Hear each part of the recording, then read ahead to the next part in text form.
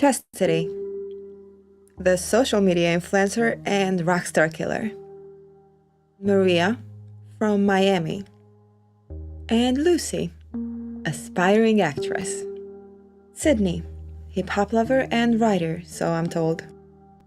And my quiet one, Mackenzie. Well, hello, ladies. I'm Bella. Hey!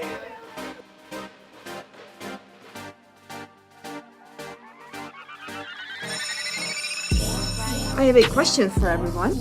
Why do you think rich men cheat? Control? I'm going home. Don't go. Attention? You bring the total package to the table. You just need the right friends. Are you my friend? No, but you can be mine. And power. I stuck my neck out for you. Thank you! And I pulled the strings to get you onto this show. Take all three away, and he becomes desperate. So, what's with the apples? Well, it represents knowledge, wisdom, beauty, and power. Here, you will learn how to gain ownership of all. I'm gonna send you the money for the ticket, and I already have your room set up at the Palms. You do that, babe. Because once you have possession of the apple, no man alive will have power over you. You make it sound so easy. Oh, it's not easy. Brett, look, I'm sorry. Save it! Save it! I get no auditions. I'm gonna stop you right there. I get no callbacks. I really need to get upstairs. They stole all my money. I don't know who the fuck you think you are, but you're no better than the rest of us. Right now they have a do not disturb until this afternoon. If they call you, great. How is he gonna call me if he doesn't? If not, charge it to the game. Make no mistake, ladies. In order to succeed in this game, you must be willing to play it out till the very end. This business is all types of savage. What are you doing? But if you follow my blueprint, I guarantee you will become a millionaire within the next 3 years. Possibly way earlier. So, are you ready to take that step? Another day, another dollar. Ain't about money, don't you holla. 100 miles in racing, and that money conversation be my only motivation, yeah. Hey everyone, it's your girl Catherine Nunez, and you're watching Real Talk with the director and the counsel on the IE network.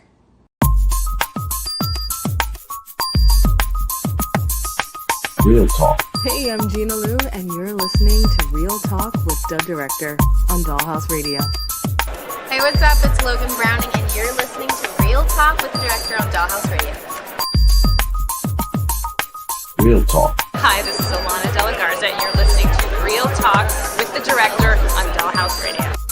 Hi, I'm Diane Franklin from Better Off Dead and Bill and Ted's Excellent Adventures. You're listening to Real Talk with the Director on Dollhouse Radio. Hi, this is Monique Capri, and you are watching Real Talk with the Director on Blog Talk Radio. Hey, I'm Stormy Maya, and you are listening to Real Talk with the Director on Dollhouse Radio. It's Vicky Judy. Orange is the new black, and I'm here with Real Talk. Yo, what up? This is Jay Ellis, and you're watching Real Talk with the Director on Dollhouse Radio. Keep it locked. Hi, I'm Frida Parks, and you're listening to Real Talk Radio with the Director. Hey, I'm Issa Rae, and you're watching Real Talk with the Director on Dollhouse Radio. All I'm offering is the truth, nothing more. And nothing less. What's going on? Welcome to another edition of Real Talk with the Jedi Council and the Director. I'm the Director. Be with you for the next 120 minutes or so. Real Talk's brought to you each and every Monday by B2S Media. We broadcast live via the World Wide Web on YouTube.com/IE Network TV. The social network itself, Facebook, aka Meta, and Twitter. All right. It is now Monday, of course, the 10th.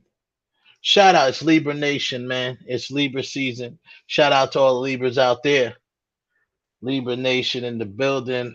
Big shout out to my young little cuzzo. She's not so little no more. She's a grown young woman.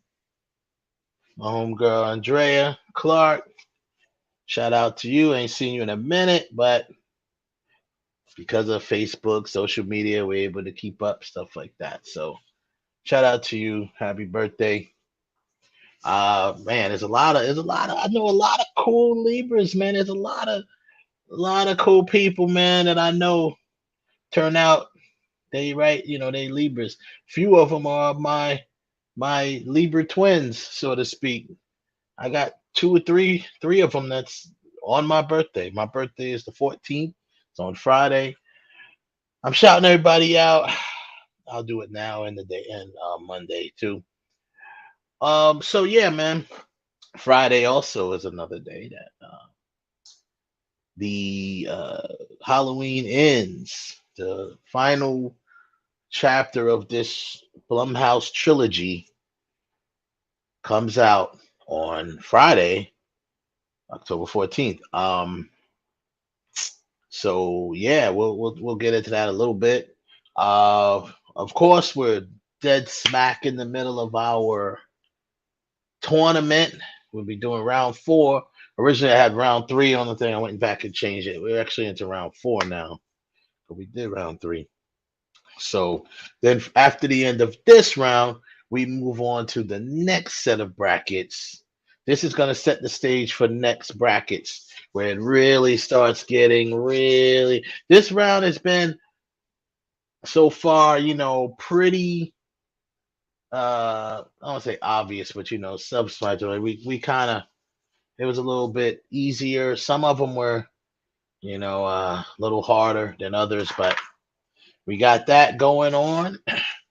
Once we get into that, and of course, we that's definitely, we'll save that for the end of the night, and then we might be able to touch on a little power if we can, Raise a Canaan. And yeah, man, and everything else in between, all the trending topics, things that's going on, and of course our weekend recap, which will go in right now, brought to you by boxofficemojo.com. Before I do that, shout out to the chat room. Let's shout everybody out in the chat room. Yo, what up, KB in the building? What up, my dude? Yes, Block TV in the building. That's what's up. My man KB came through. Yo, this dude, not only I used to work with him, we worked together at Block TV, but this dude is a childhood friend of mine. We grew up together, Hempstead, Roosevelt, Strong Island in the building. Yeah, man, childhood friend of mine. We had some funny times, boy. Woo. Yeah, shout out to my cousin Anthony Davis, Big AD. Yeah, who else? Joseph, of course, holding down the chat room. What up? John, man, what's good? Glad to have you back. So excited to be here. That's what's up. We're glad to have you back. We're excited to have you back. Has anybody been, and this is for the chat room, y'all could just type in if you want to. Have you been following the trilogy, the new Blumhouse trilogy of Halloween? We had Halloween, then it was Halloween Kills, and now this is Halloween Ends. So this is the trilogy. So if you haven't, you may want to, if you have Peacock or anything like that. What up, Joseph? What's going on, brother? If you have Peacock or anything like that, you may want to go and check out the first 2 installments. If you go check that out, that might be just to get you a little bit up to speed, because the film is kind of removed from all the other films after the original Halloween. There's little tidbits in there, little, just little homages to some of them. But in reality, this takes place. The Halloween, the first installment, takes place 40 years after the original Halloween film. So it's a little crazy, a little different. But let's see. If you what's Joseph say? Sorry, but I can't expect this as the last Halloween. Yeah, you're right. You're right, Joseph. It probably isn't, but it's the last one from Blumhouse. Blumhouse is they said this is it for them. They're doing this final one and they're gonna keep it moving after that. I'm sure someone else will pick up the ball and try to make it happen. So real quick, before we get back into this, we'll go to the weekend recap for the weekend of October 7th through the 9th, brought to you by BoxOfficeMojo.com. Number 5 on the at the theaters. It wasn't very wasn't a lot popping at the theaters, but at the theaters, number 5 is Don't Worry, Darling, 3.5 million, which brings it up to a total earnings of 69 million worldwide. Number 4 is The Woman King, made another 5.2 million, and it's only grossed 64 million worldwide. I mean, come on. I mean, we anticipated this happening, unfortunately. Too much people, I don't know. I won't even get into it, but they've only grossed 64 million worldwide, 54 million domestic, and only 10 million international. Amsterdam comes out, 6.4 million. This weekend, the box office was very underwhelming. Amsterdam, this was their actual release date. This is their opening weekend. This is a star-studded cast. I mean, ridiculous. Like, the cast alone should be enough to bring people out. I mean, wow. I can't. I don't understand it.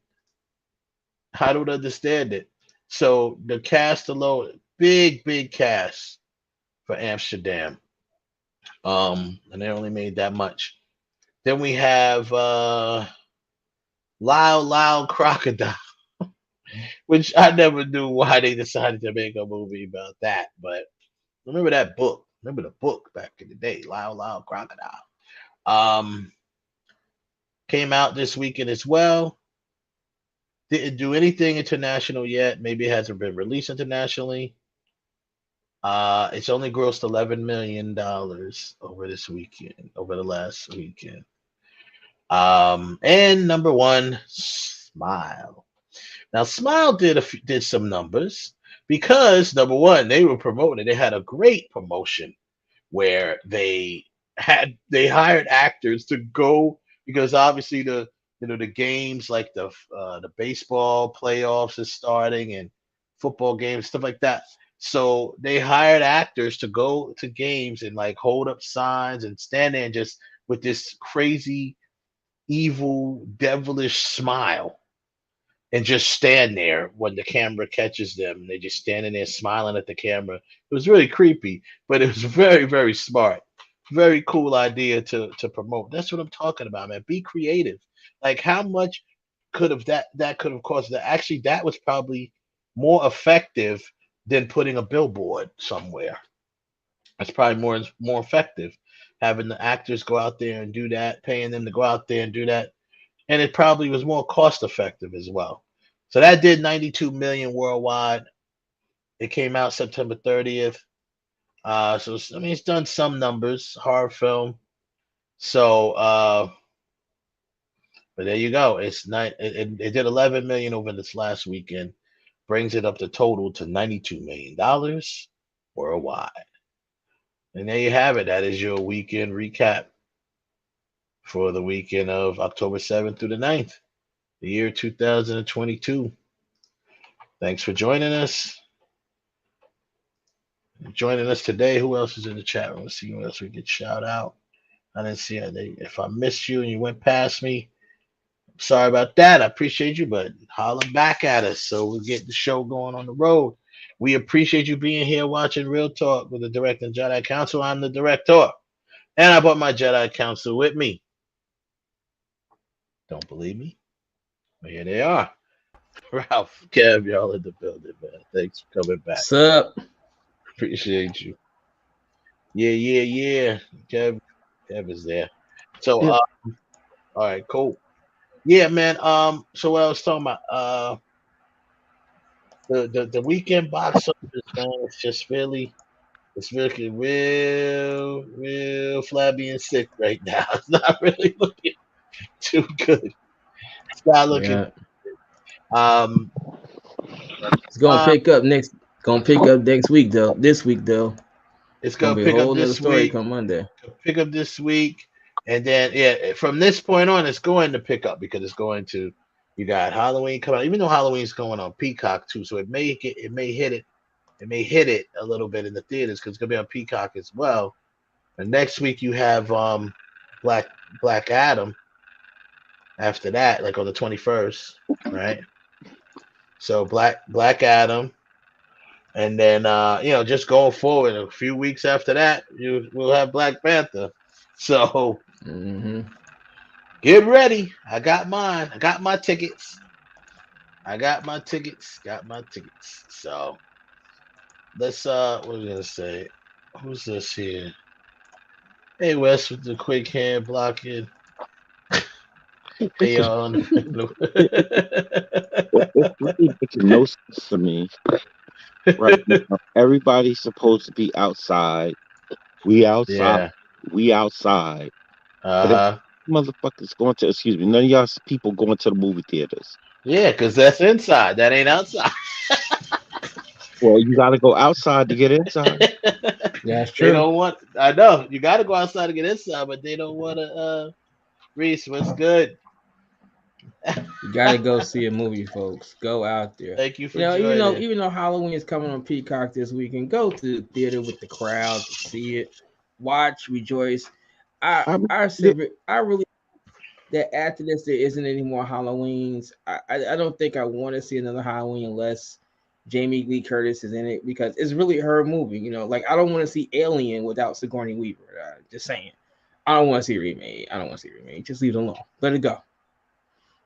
Yeah, I think I'm gonna go watch it probably because it's my birthday. I'm gonna be out, and I'm not really planning on doing much for my birthday this year because I'm in a new town, and I don't really know the town too well, so I'm kind of like that's just me. If I don't know the area too well, the town. Too many people out here. Actually, I know a lot of people in Atlanta, but I haven't really contacted them yet. So I'm still, in grind mode, getting the ground under me. So I'm just like, you know what I mean? So that's it. So who knows? Maybe I'll contact a few people. And literally, it's like a lot of people I know from New York moved down here. So, but I might just go check out the movie, birthday. Go check the movies coming out over the next couple of weeks. Not just new releases, but also classics. Another new release that's coming out next week on the 23rd is not 23rd. 21st, maybe 21st. Yeah, the 21st, because the 23rd is Bram Stoker's Dracula. It's going to be back in theaters. Brown, one of my favorites. That might be interesting. One of my favorites. I got my tickets for that. I got my tickets to see Halloween 1978, and then right after that, I'm going to see Halloween Ends. I got what else? I got tickets for. I missed out on Sunday watching Anyway, I don't want to talk about damn Commanders.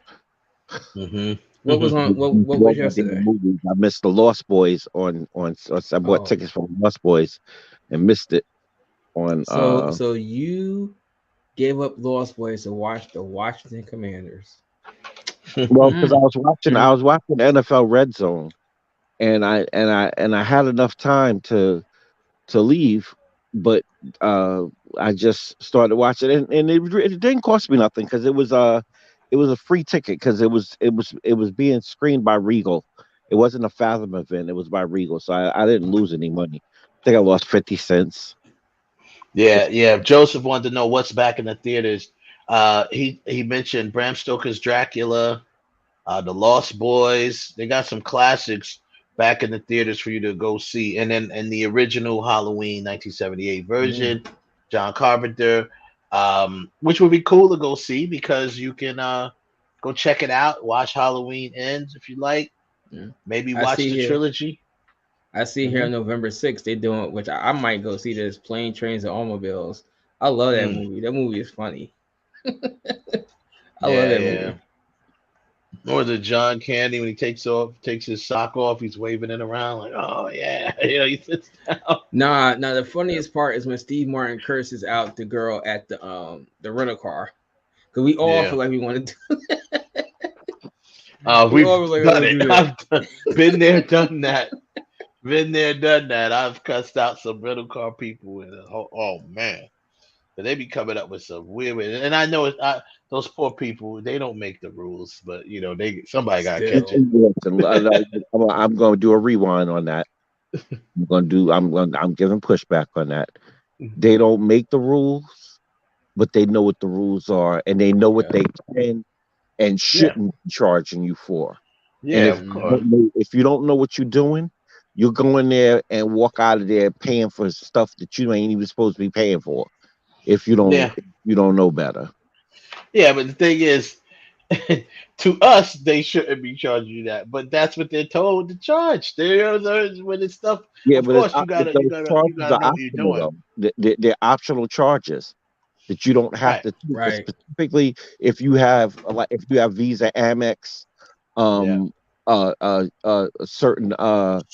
certain credit cards, Discover, some of the stuff that they want you to get, depending on what state you're in, your credit card covers that. So you don't have to. Yeah, you have to know though. This stuff you have to know. See, the whole thing is when you rent a car, and they do ask you, do you want the coverage? You want the extra credit card coverage? takes care of it. My credit card takes care of it. You need to know that. So you need to be informed to make sure you know that your credit card, or even my insurance, my regular insurance company handles that. Yeah. My credit card don't even need. I mean, my credit card probably does, but I talk to my insurance, Liberty Mutual, so they cover rental cars, all of that stuff. So Look, you know what? Not to change the subject, but look at this. You got Glass Onion, a Knives Out mystery. Yeah, I want to see that. Why is that coming on Netflix? Why is that not in theaters? What is this like? This is like it's a spinoff. No, it's a sequel or spinoff. No, it's a sequel. It's another mystery. It's not a sequel. It's just another mystery. Same cast or no, different cast, except for Daniel Craig is the detective. Yeah. Okay, he's still in it. He's got to come back. That's all man, I tell you, that first Knives Out, man, that was really good. I love Knives Out. I was sitting there, I was like, wow, man. They just kept giving you stuff, and I didn't want to. And I was like, I need like another. And that's when I know a movie. Because I said, I need like another 10 minutes. Another 10 minutes, and I'm good. Yeah. But they left it. That was good. No, it was just a lot of fun. It was a lot of fun. You know what they're doing though. 1 week only. Oh, they're only doing it 1 week, and then it's gonna go in the theaters probably. November 23rd. It's only 1 week only in theaters. I'm that in theaters. Wait. Okay, it's 1 week only in theaters, or it's gonna be on Netflix. Yep. It's gonna be on Netflix, but it's only gonna be in theaters for 1 week only. 1 week. That's it. Yeah, same thing they did. And that's before or after Netflix? No, that's probably the same time as Netflix. Yeah, that's how Netflix usually does it. It's usually the same time, maybe a week before, but 9 times out of 10, it's probably going to be same day, same time, same release. And I do that with Netflix stuff. If Netflix has something that's coming in the theaters, I go see it in the theaters and I watch it at home. Okay. I think they just put it in the theaters to make it qualify for Oscar, because I'm sure that's what they did with the Marilyn Monroe movie. They put it in theaters for a week and that's it. They just gotta have it qualify. Yeah, they just needed to qualify and that's it. So on the Damaris to get nominated for that, y'all. I'm saying that today. Expect her to did get a job. They Monroe. caught a lot of flack for it, but of course they really just caught flack. Now this is the funny thing. This is the only time where you see the Caucasians get upset. You know how we always complain? I'm like, black people, they be complaining about stuff. They do like a historical movie, they're complaining. Or you got black people doing stuff like that, they complaining. Do a slave movie, they complaining. They complaining, right? They always, but the only time you see that with white people is when you're talking about Marilyn Monroe, somebody like that. Oh, they get furious, they get furious. Mm-hmm. they is furious about this one. I mean, this film, like, why she gotta be so new? Why is she right? But Marilyn, that's Marilyn, man. Just how she made her living. She was the Kim Kardashian of her day. But that's what I said. Kim is the modern day Marilyn. She just don't act and stuff like that. But the bottom line is, Marilyn's biggest. No, don't say that. Tyler Perry gave her a shot. Yeah, but she's not like an actor or whatever. She doesn't try to do it all the time. So the point is, where they have in common is Marilyn's biggest talent is making you want more Marilyn. That was her biggest talent, right? She's a socialite. Yeah. She's so actor. Kim. They say Kim Kardashian has no talent. Kim Kardashian does have talent. Her talent is making you talk about Kim Kardashian. That's her talent. And sucking you in. It is what it is. You're watching their shows. You're buying their products. If you're a female, they're buying, and that's her talent. Marketing herself is her talent. All right, and that's how to do that. Influence, whatever. Yes, like I said, Marilyn did other things, but and I'm gonna tell y'all right now, anybody better not come at me with the BS. Yes, Marilyn Monroe was great for her time, but do not come at me talking about Marilyn Monroe was so talented. She wasn't really talented at anything she did. I mean, she did things. She wasn't great at them. Know about. She was not great at them. She was not great at acting. She sucked at acting. Yeah, she was not great at any of the things she did, but she could do them. She was talented. See, I can't say that. I've only seen 2 Marilyn Monroe movies. I've only seen 2, and certainly Something Like It Hot. I mean, I thought she was hilarious in Something Like It Hot. I mean, I give that one. I mean, does it really take acting? Does it really take acting to be hilarious? Does that mean you're a good actor? Ask Jim Carrey. Does it take acting to be? I'm saying. He'll probably say no. Because he's just hilarious. But my point is, I'm not knocking her. I mean, she had some decent joints, but. And I've watched plenty of Marilyn Monroe films. Marilyn Monroe was not a great actor. She just wasn't. She was, it was great to look at. Yeah, but she wasn't a great actor. Was eye candy. That's what. I mean, let's be honest. And she knew what Marilyn Monroe knew how to do was work her Marilyn Monroe thing. That's what she knew how to do. And let's be honest. Yeah. What is she?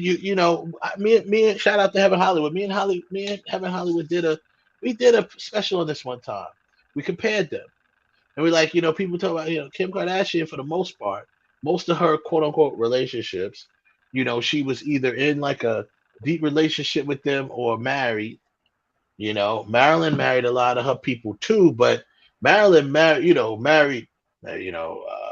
She got with the ball player, then she married like producers, and then Marilyn was making her way through the industry. She was doing what she had to do. I ain't knocking her. And I'm just saying. I'm telling the truth. Then she started banging the president.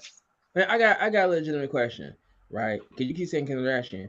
Is it fair to say that Kim Kardashian is this generation's Marilyn Monroe, or would you say Jennifer Lopez is this generation's Marilyn? No. No way. That's not. First of all, Jennifer Lopez is more talented than Marilyn Monroe. J-Lo is way more talented. Than Marilyn Monroe.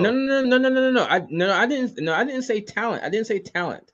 But she's not. She's not even this. But she's not. No. No, Wait, hold. I mean, let's be honest. But let's be honest for a second. Let's be honest. Jennifer Lopez hooked up with Puffy, right? Then once the music thing started going, dropped him. That right? means nothing in the socialite world in that early relationship. Meant nothing in the socialite world. If it was now, if they were dating now, with Diddy at the level that he is, and with hip hop being at the level that it is, it would mean something. It would mean something to it would mean something on a societal scale. But back then, no. J Lo is just on her Actually, own thing. She's on her own thing, and just because she married these different people.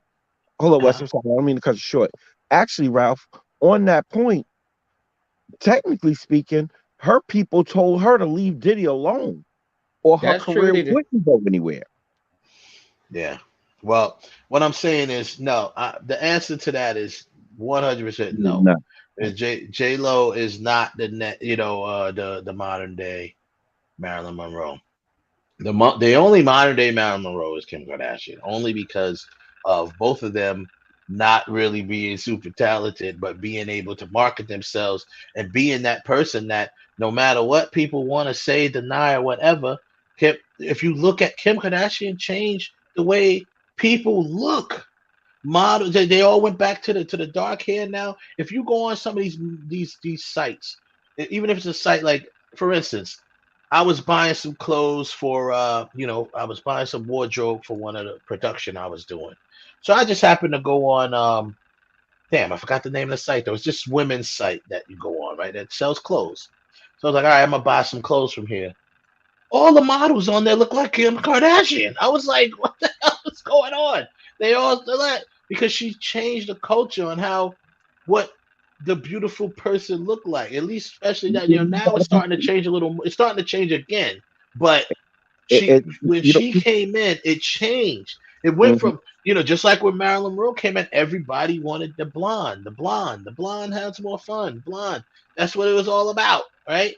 Marilyn Monroe. And the way she looked with that deep bleach blonde, right? So, and her hair wasn't even like that. Her hair wasn't even that color.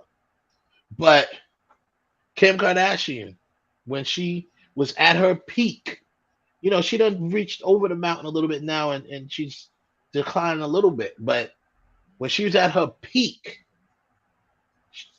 come on, man. I mean, think about this. All these cats, as much as everyone claims they hate them so much, they can't keep them out their mouths. They can't keep her name out their mouths. Everybody out there, from Kanye to whoever else, Nick Cannon, people that's been with her years ago, still talk about her, find a way to talk about her, bring her into a conversation. Look at Game's thirsty ass, out there. Once, he was out there, talk about, oh yeah, I slept with it. We want to make sure that he slept with a Kardashian or two or whatever.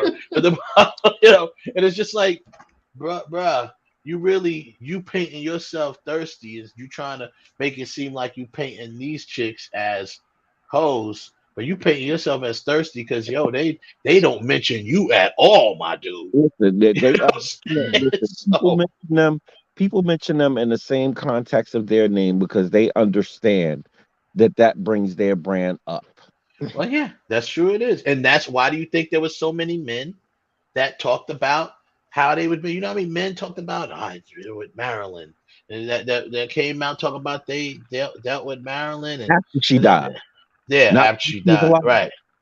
Yep. Not while she was alive. Yeah. So that's the other difference. See, the other difference was discretion back then. These dumb, I'm trying to watch my mouth on the show. It's very hard for me. But these jackasses don't know how to be discreet. You can't smash and be discreet. Nope. Why everybody got to know? Everybody got to blab their mouth because why? The new culture, the new way of life is everyone, these celebrities, they're on, with social media and stuff like that, and people just want to know. Now everyone feels entitled to know your personal business. It's like now it feels like if you are a celebrity, we're entitled to know your personal business. like we as consumers or fans or whatever the case may be, entitled to know your personal business. It's BS, but I'm just saying that's how people that's how it is now. So like they literally, just figured, you know what? I mean, think about this. When the hell? I mean, I see people like Game and these people, and I'm like, when are you gonna make a record? Why are you talking about this stuff on social media?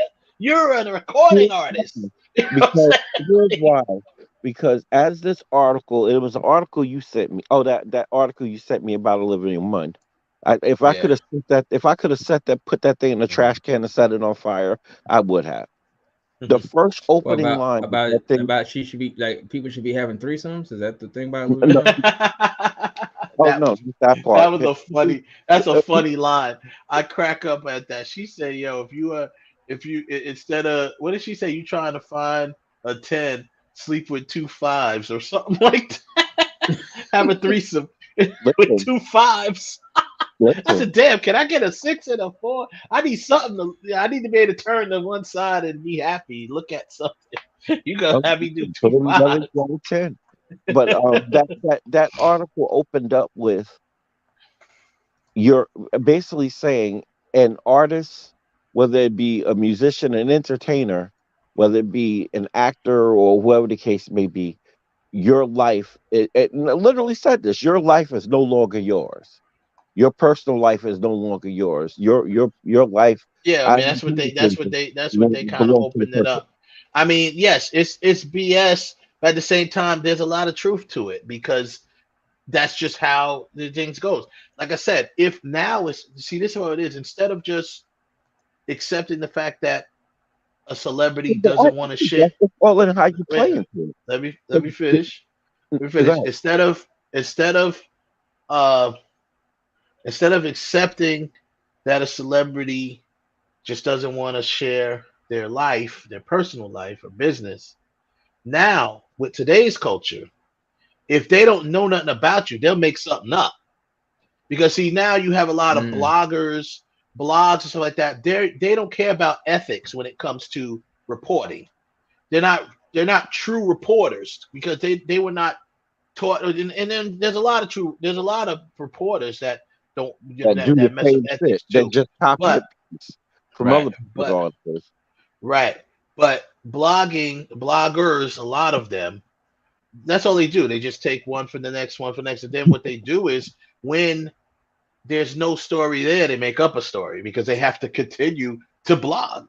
That's how they make money. That's how people come in and read their stuff. So if someone comes out, if there's a particular actor or artist, doesn't have to be an actor, some sort of celebrity, male celebrity, and he chooses to keep his private life private and no one can find nothing about him, guess what? Oh, he must be gay. He's probably gay. I never see him with women. Maybe you don't want to see him. Maybe he don't want you to see who his woman is. So you don't see him with a woman, so they must be gay. Hold on. And pause. I mean that in a literal sense, not in a other sense. Mm-hmm. But here's the funny thing about that. You don't see them with men either.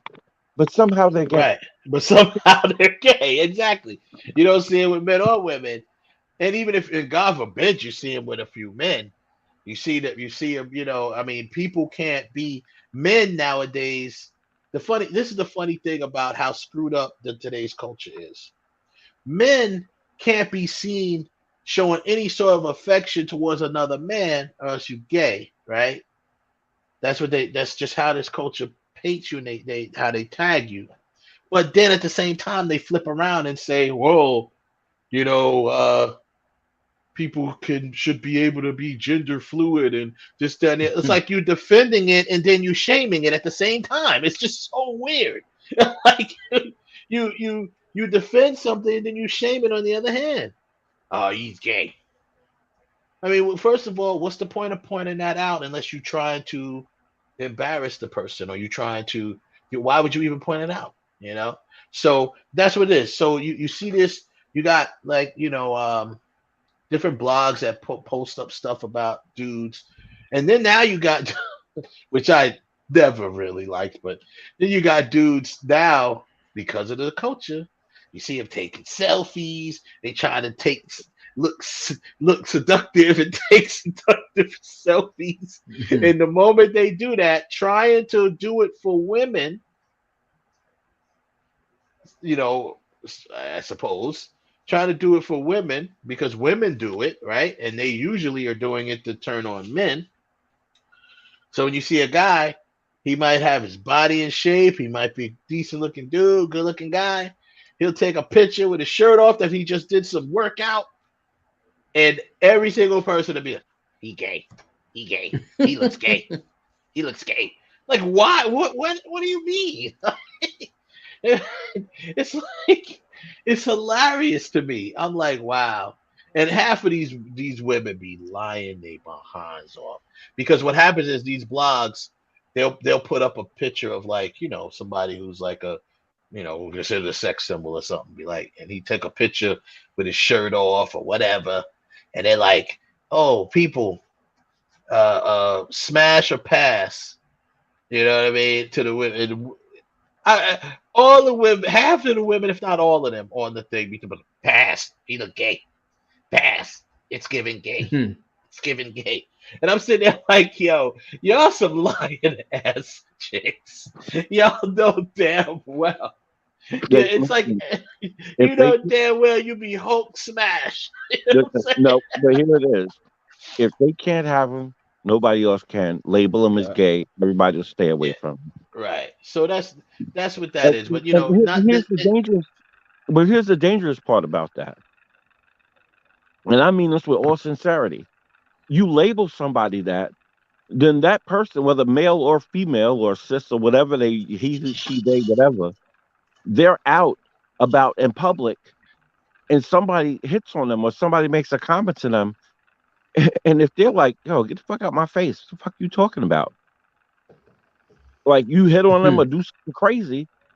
Now you got somebody in public looking stupid. Then everybody loves to film everything. And that's the setup. Yeah. I mean, it's ridiculous. But I got completely away from my point from the beginning. But the whole point is they get outraged when you start doing stuff about Marilyn. Don't let it be not 100% accurate. Or first of all, there's a lot of movies that's done that's based on stuff that happened with Marilyn, or it may not be. Like this movie is more of a fictional movie that's kind of based on the real life stuff that happened with Marilyn. So I mean they're going crazy with that movie. But speaking of movies, so Tom Cruise and finally Top Gun Maverick was finally knocked out of the top 10 or whatever it was. But Tom Cruise is now Universal has given some insight on update on Tom Cruise's space movie, the movie he's going to actually go to space and shoot. And it says, Tom Cruise, he got to push that envelope. They said it actually might, it says here, Tom Cruise could be pushing his boundaries again and heading out to film in space for a new movie, which would include a spacewalk. So, man, Tom, calm down, bro. Tom, really? First of all, he's not going out in space because it's just too many. It's too many variables to do that in order for him to do that and for it to work successfully. That's first and foremost. I mean, they're gonna have to try. I mean, if anybody gonna try, it's gonna be him. But you can't even go. Listen, because of the radiation, you can't even go into space. What is he talking about? The only thing you can do is be in the upper atmosphere. That's still space. It's still out there. Yeah, that's the upper atmosphere. If you wherever they go, where they have the little not telescopes, the little satellites and stuff like that, that's still space. If you can see the damn Earth from where you're at, you're in space, as far as I'm concerned. So either other way, even if he just goes there, that's still something once again, that nobody has done, and he just wants to do it.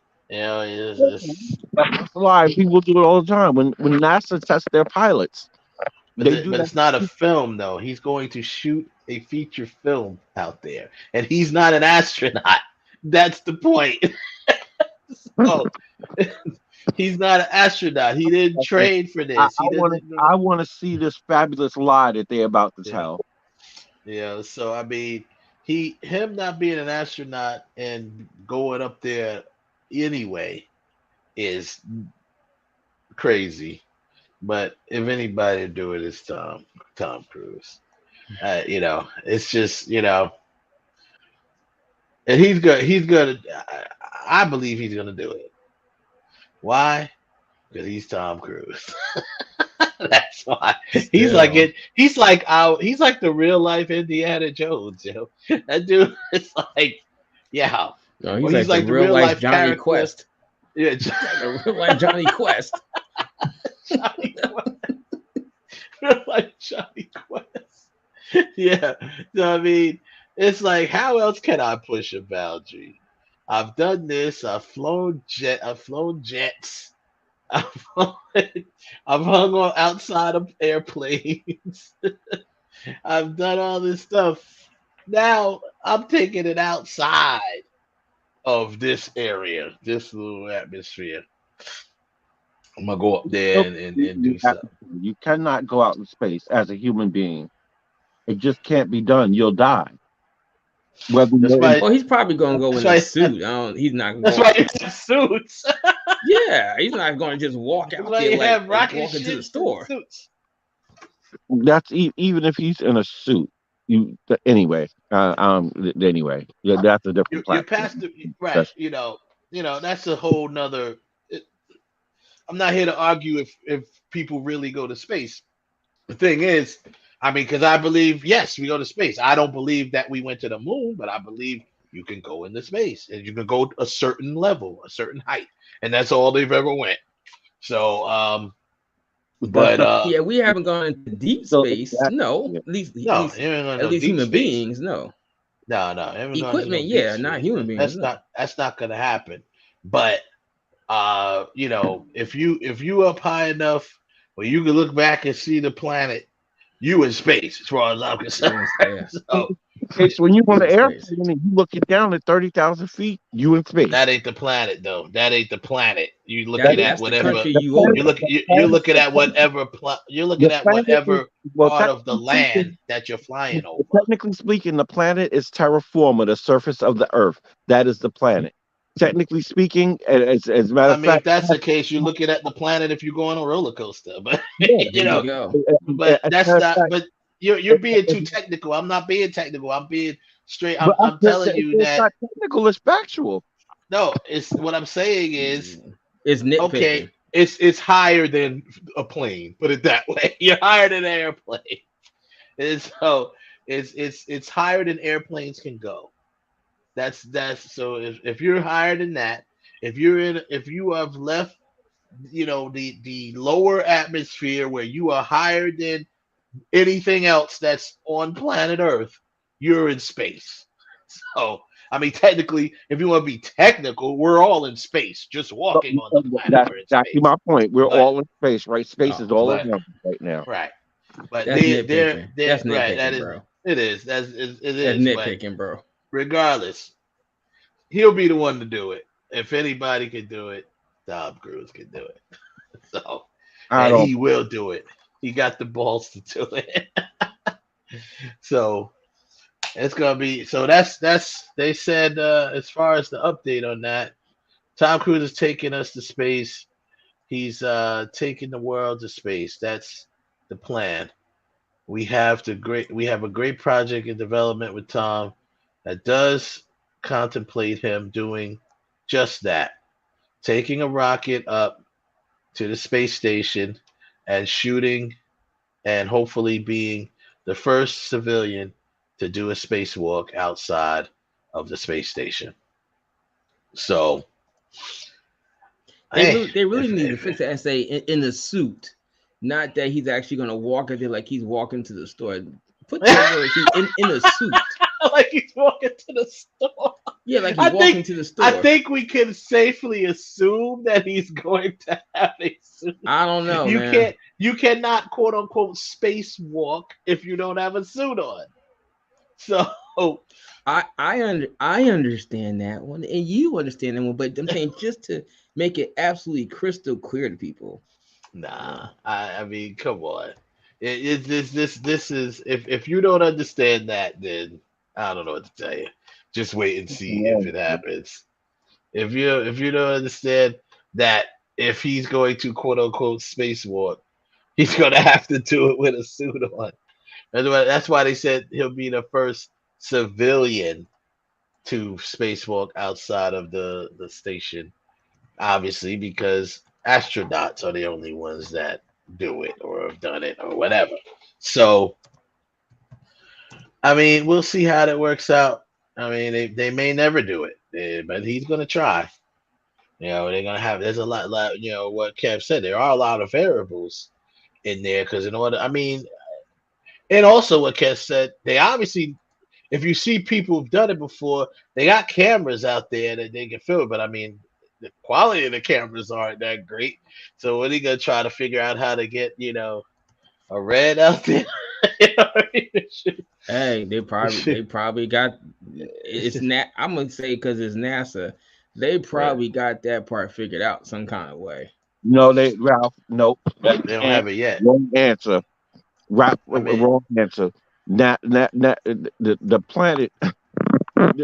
We've had advanced cameras all the way back in the early 60s when man supposedly went to the moon.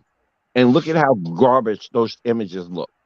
Yeah, those images were terrible. Well, like I said, I mean, the images that we've seen, yeah, they have improved. The images that I've seen, like the last time that I actually sat and watched one of these launches and stuff like that, they did them all the time. I used to watch them all the time in Orlando. Like I used to literally watch them go up because you could see them at certain points of Orlando, them go up into the air. But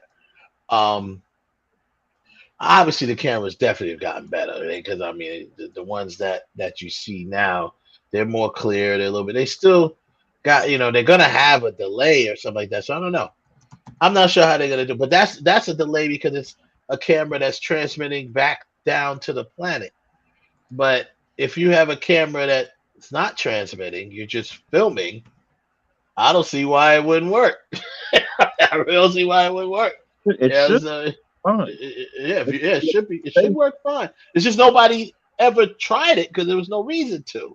So it's like, all right, what do we shoot with this for? Exactly. No, I think that's there was no reason to try it. So now, if they're gonna have a film camera, like you know, it's going to you know, I think it'll work. I don't see why not. No, I did not discuss power yet. So so that's that. Tom Cruise is gonna try to go shoot in space. Good for him. The guy's just I won't put nothing over on Tom.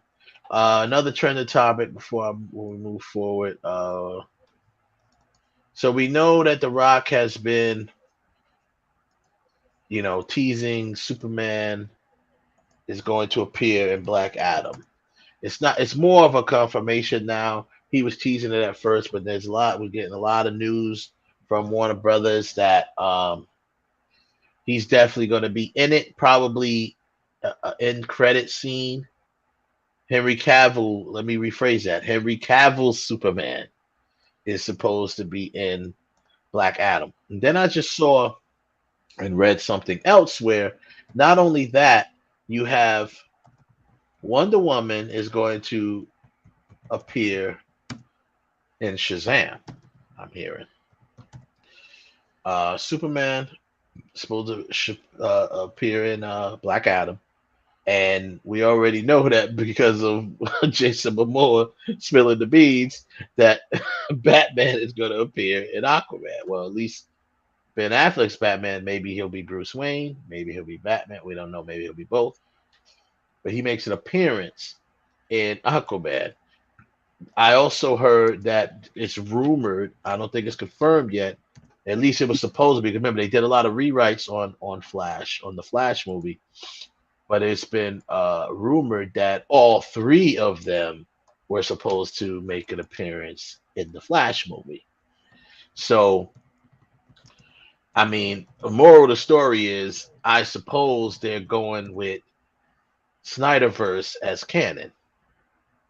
Because remember, when Black Adam dropped their last trailer that's talked about heroes and villains, originally when they made it, they had a clip of Steppenwolf from the Justice League, but it was from the theatrical cut, and Twitter lost it, and The Rock, they immediately pulled the trailer and replaced it with someone that's within Snyderverse canon.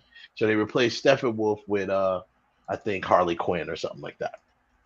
So and he just retweeted it and he said fixed or corrected or something like that.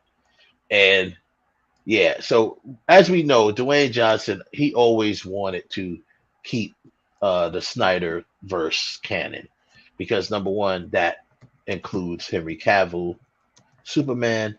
Him and Henry Cavill, you know, have a good relationship. They, you know, they had the same management, and you know, he's always wanted to bring Henry Cavill's Superman back on the screen. He threw some shade at Warner Brothers where he kind of said something like, you know, one of the most powerful beings in the universe has been on the sidelines for too long. You know, he says something like that. Those little pot shot, little shade at Warner, but he's telling the truth.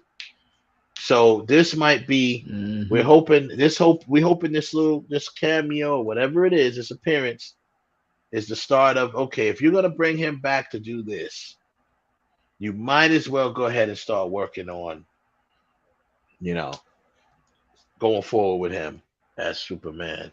Work on Man of Steel 2.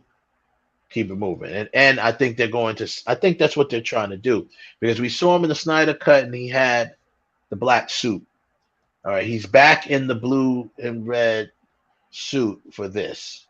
And I think that's them setting up, bringing him back, you know, and doing a new movie, and he'll have because I think they even modified the suit a little bit. I think it's more blue, like it's not as dark blue as originally from the Snyder films.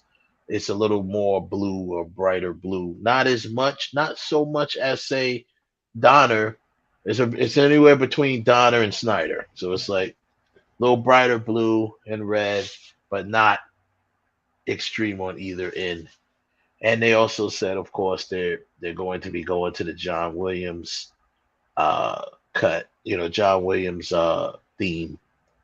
We'll hear, you know, at least hear that. We'll probably at least hear that part. You know what? I'm gonna be honest with you. I think now, going back and going to the Christopher Reeve's version of Superman, we're past it. What do you mean? Superman got his own theme now. Oh, you mean the new? You mean it's like who did this one? Was it Hans Zimmer who did the Hans Zimmer? Theme? Yeah, right. Hans Zimmer. It should be Hans Zimmer. Same thing if you have Batman. Even if you have Michael Keaton, no, you don't use the Danny Elfman. You use the Zimmer version because that's what it's associated with now. Well, yeah, I mean, but the whole thing is, I think in this aspect, if he's just going to be in an after credit scene, they're not gonna play the whole theme anyway. They're probably just gonna use that, you know, like the little horn, and that's it. Not a full orchestra, not a full. They're probably just gonna. For what? For what? We don't need that. Listen, stop trying to justify these people. What are you gonna do? But see, Hans Zimmer's version, it's different. It doesn't have any like broken off piece like that you can use. Hans Zimmer's thing builds. It builds to, and then when you hear his theme is obviously very different. It's good. It's great. But you can't use that as a little stab. You can't use that as a little quick little thing in a scene. You know what I'm saying? You just can't because his builds up. He doesn't have one of those little separated like he didn't have that.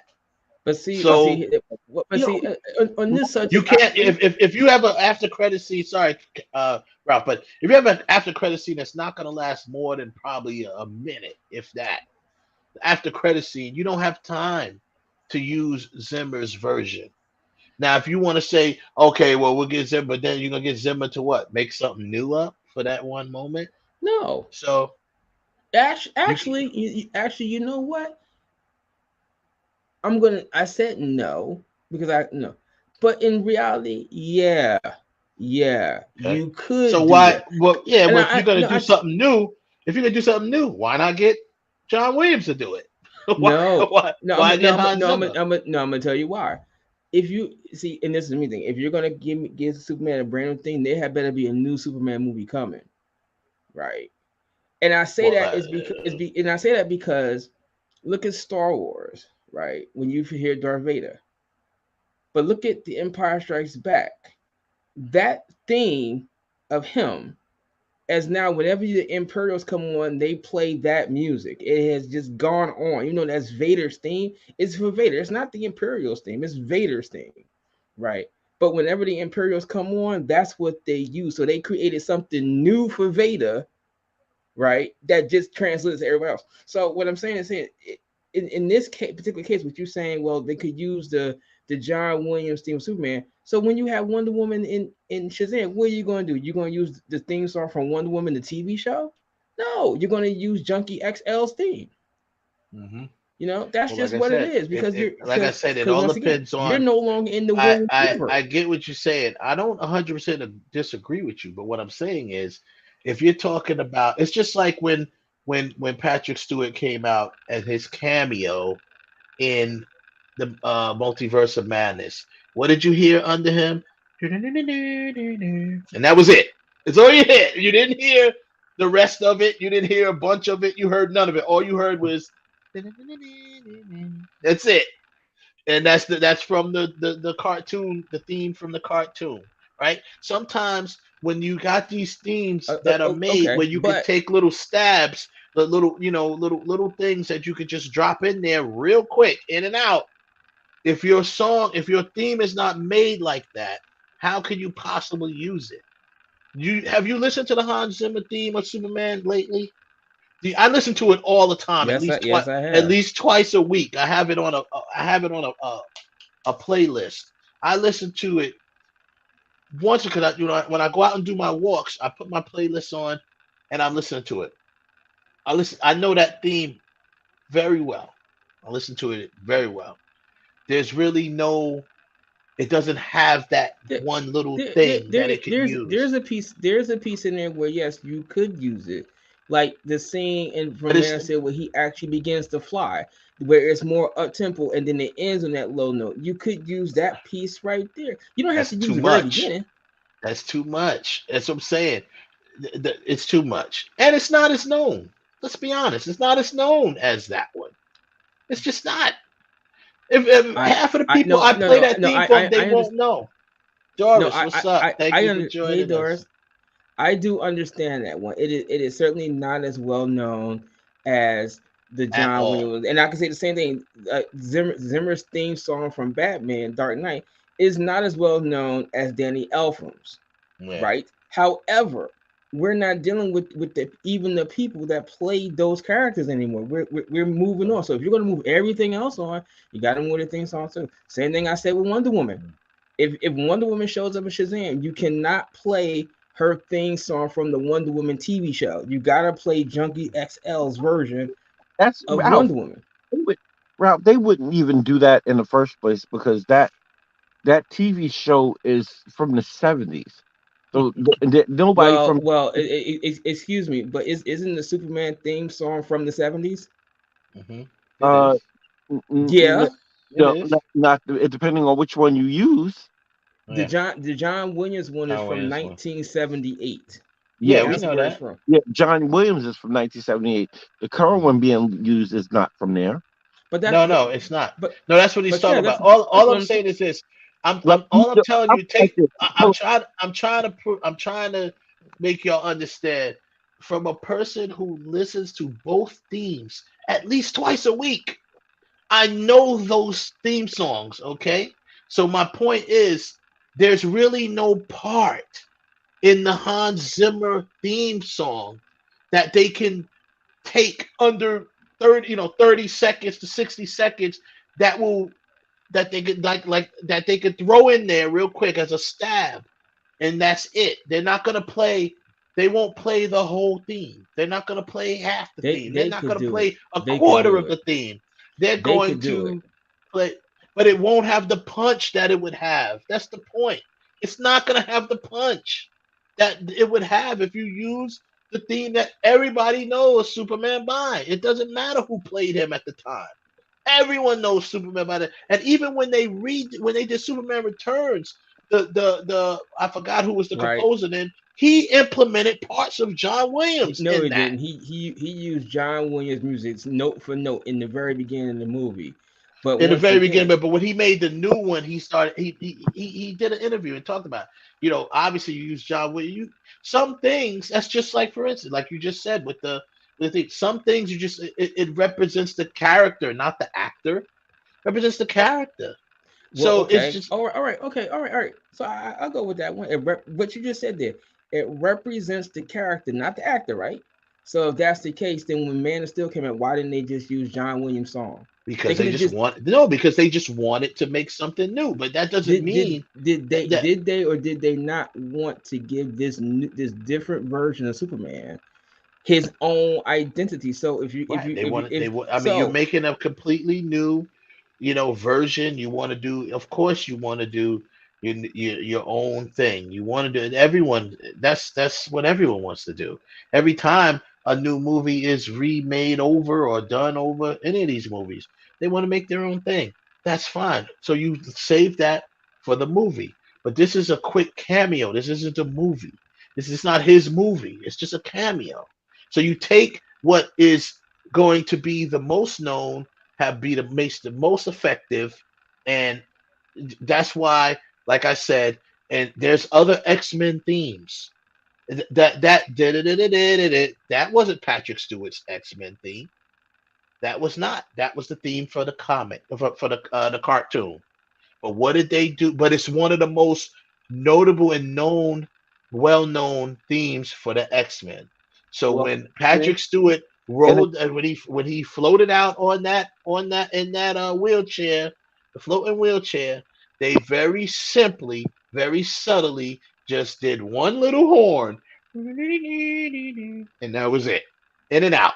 But everybody knew what it was. That quick little thing. Wait. Once question.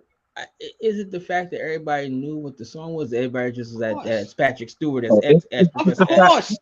No, but it's not just that. It's a little bit more than it's more than just people knowing the song.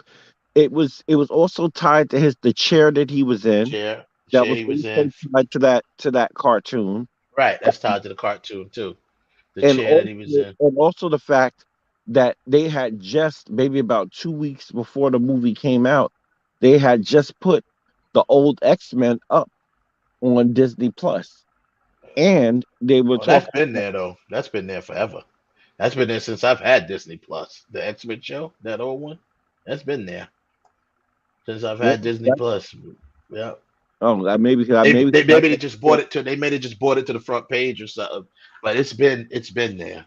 Yeah. Yeah, but it's been at the bottom because I ain't never seen. The only reason why I found it is it was at the bottom. I was like, oh, this is here. Yeah, all you gotta do is go into the Marvel tab, go into Marvel Animated, and it says Marvel Classics or something like that. Classic animation. You got Spider-Man's Amazing Friends is in there. Yeah, all of those are in there. But you got to scroll down to the bottom to see it. Yeah, that and the fact that they're redoing the show, that supposedly when they redo the cartoon, the stuff that goes on in the cartoon is going to be canon to the whole cinematic universe.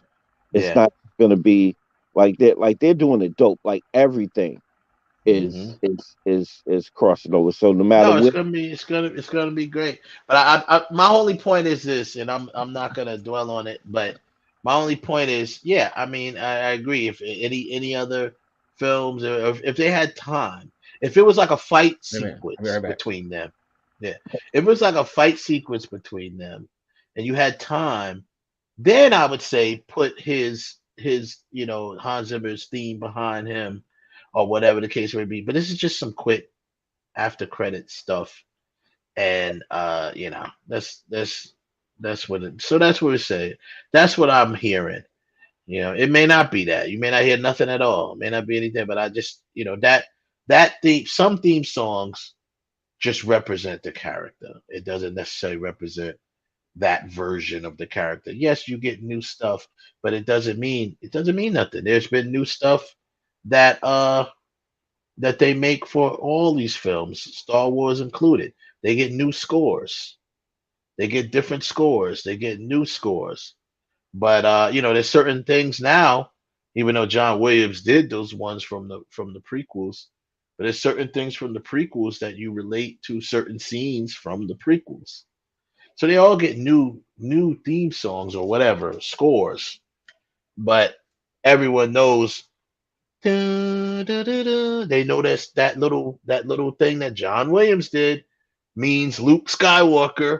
You know what I'm saying? So and they dug into that bag, or Leia, the one the part of the theme that represents Leia, they dug into that bag during Obi-Wan.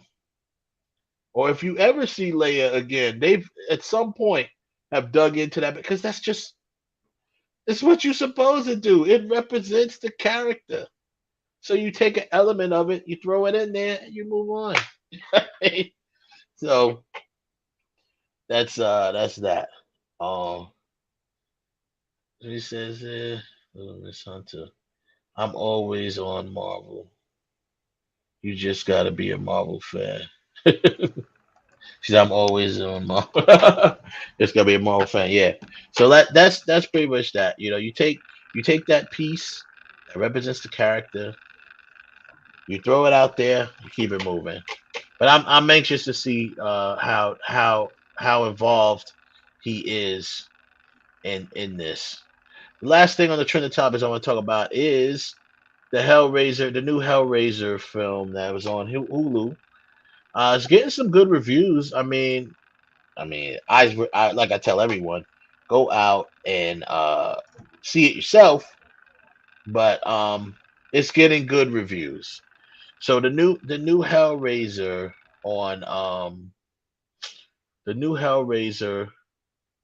that's on Hulu. They said rave reviews, reboot, they said Hulu's reboot as best since the original film. And so they're getting some good. I thought it was good. I really I enjoyed it, get a chance to see it and let them I say this, if you're a fan of Hellraiser, then you'll know what I mean. The original Cenobites and the original Pinhead, at some point you might be able to bargain with them, but what these Cenobites was grimy. Like you could not bargain with, like, you think that they're gonna give you something and get something else. They was grimy, yo. you tell them, oh, so and so got away. Ralph got away. What you mean Ralph got away? Hold on. No, he didn't. No, he didn't. Yeah.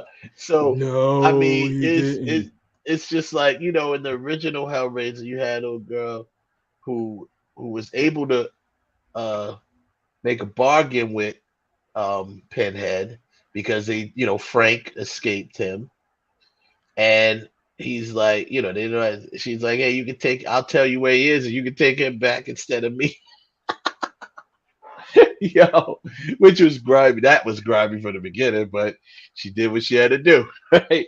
Plus he was an a-hole anyway, but she's like, yeah, I can give Raven to you, I'll take you back.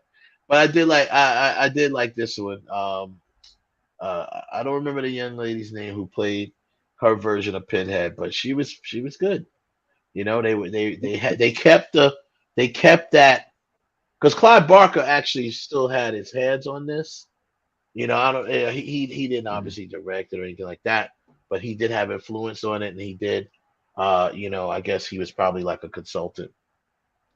So they kept that creepy Clive Barker, you know, because Clive Barker back then was like he walked the line of like creepy and just like bloody, you know, type deal, like, you know, gore. It wasn't full gore, but he walked that line between us. I mean, when he pulled the guy's face apart and all that stuff, that falls under gore, you know what I mean? So they kept that, which I was happy with. Falls under awesome. Huh? That falls under awesome. It falls under awesome, exactly. And they kept that, so that was dope. But yeah, go out and see it, or I say go out and see it. Pull it up and see it on Hulu. I actually I've never really had Hulu. I had to go out and get Hulu for this so I could watch it. And I went and got the new Disney Plus package that gives you that and Hulu and ESPN Plus. And so it's a good deal actually. If you're anyone out there, if you have Disney Plus separate and you have Hulu or you plan on getting Hulu, you're better off getting this because their prices are going up like in a few days. Maybe tomorrow or today or whatever. Prices are going up. So you're better off getting the bundle because the bundle stays at that price. So I have the bundle that haven't even activated it yet. I have the bundle that's $20. My $20 bundle gives me Disney Plus with no ads because they're about to go to ad based as well.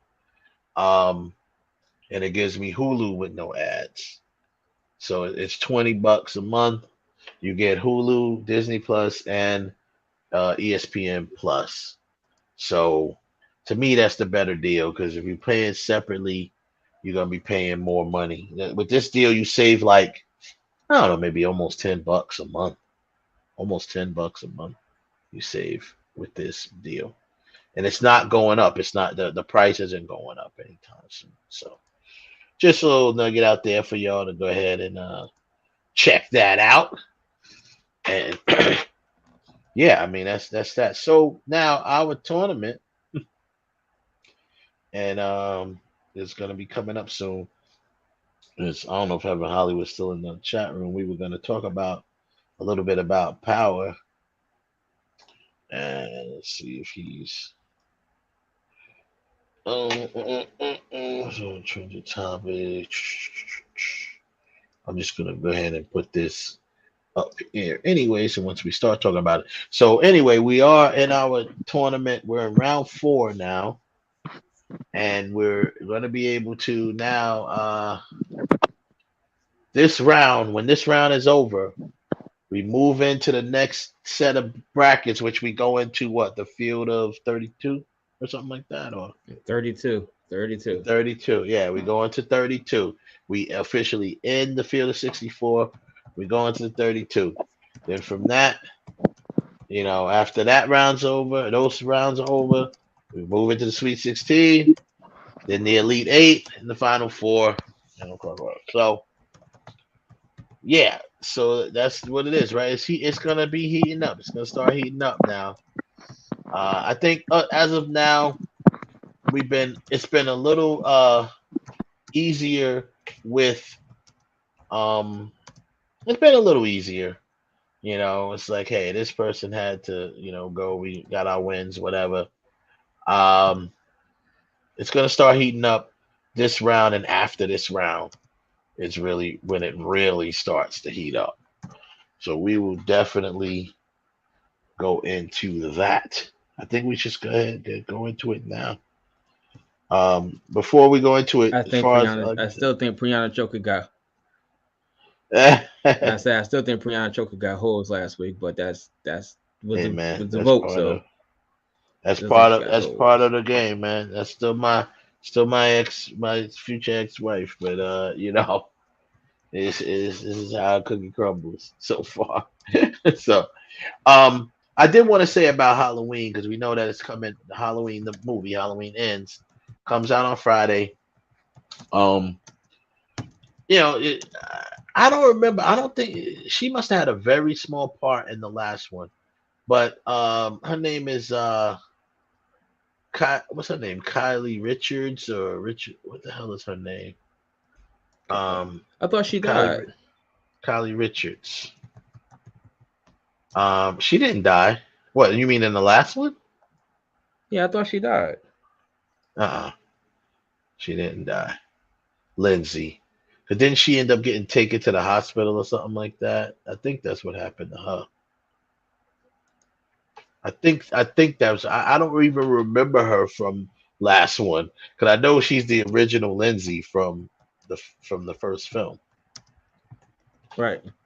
She's the original Lindsay, but she lived. She definitely lived. But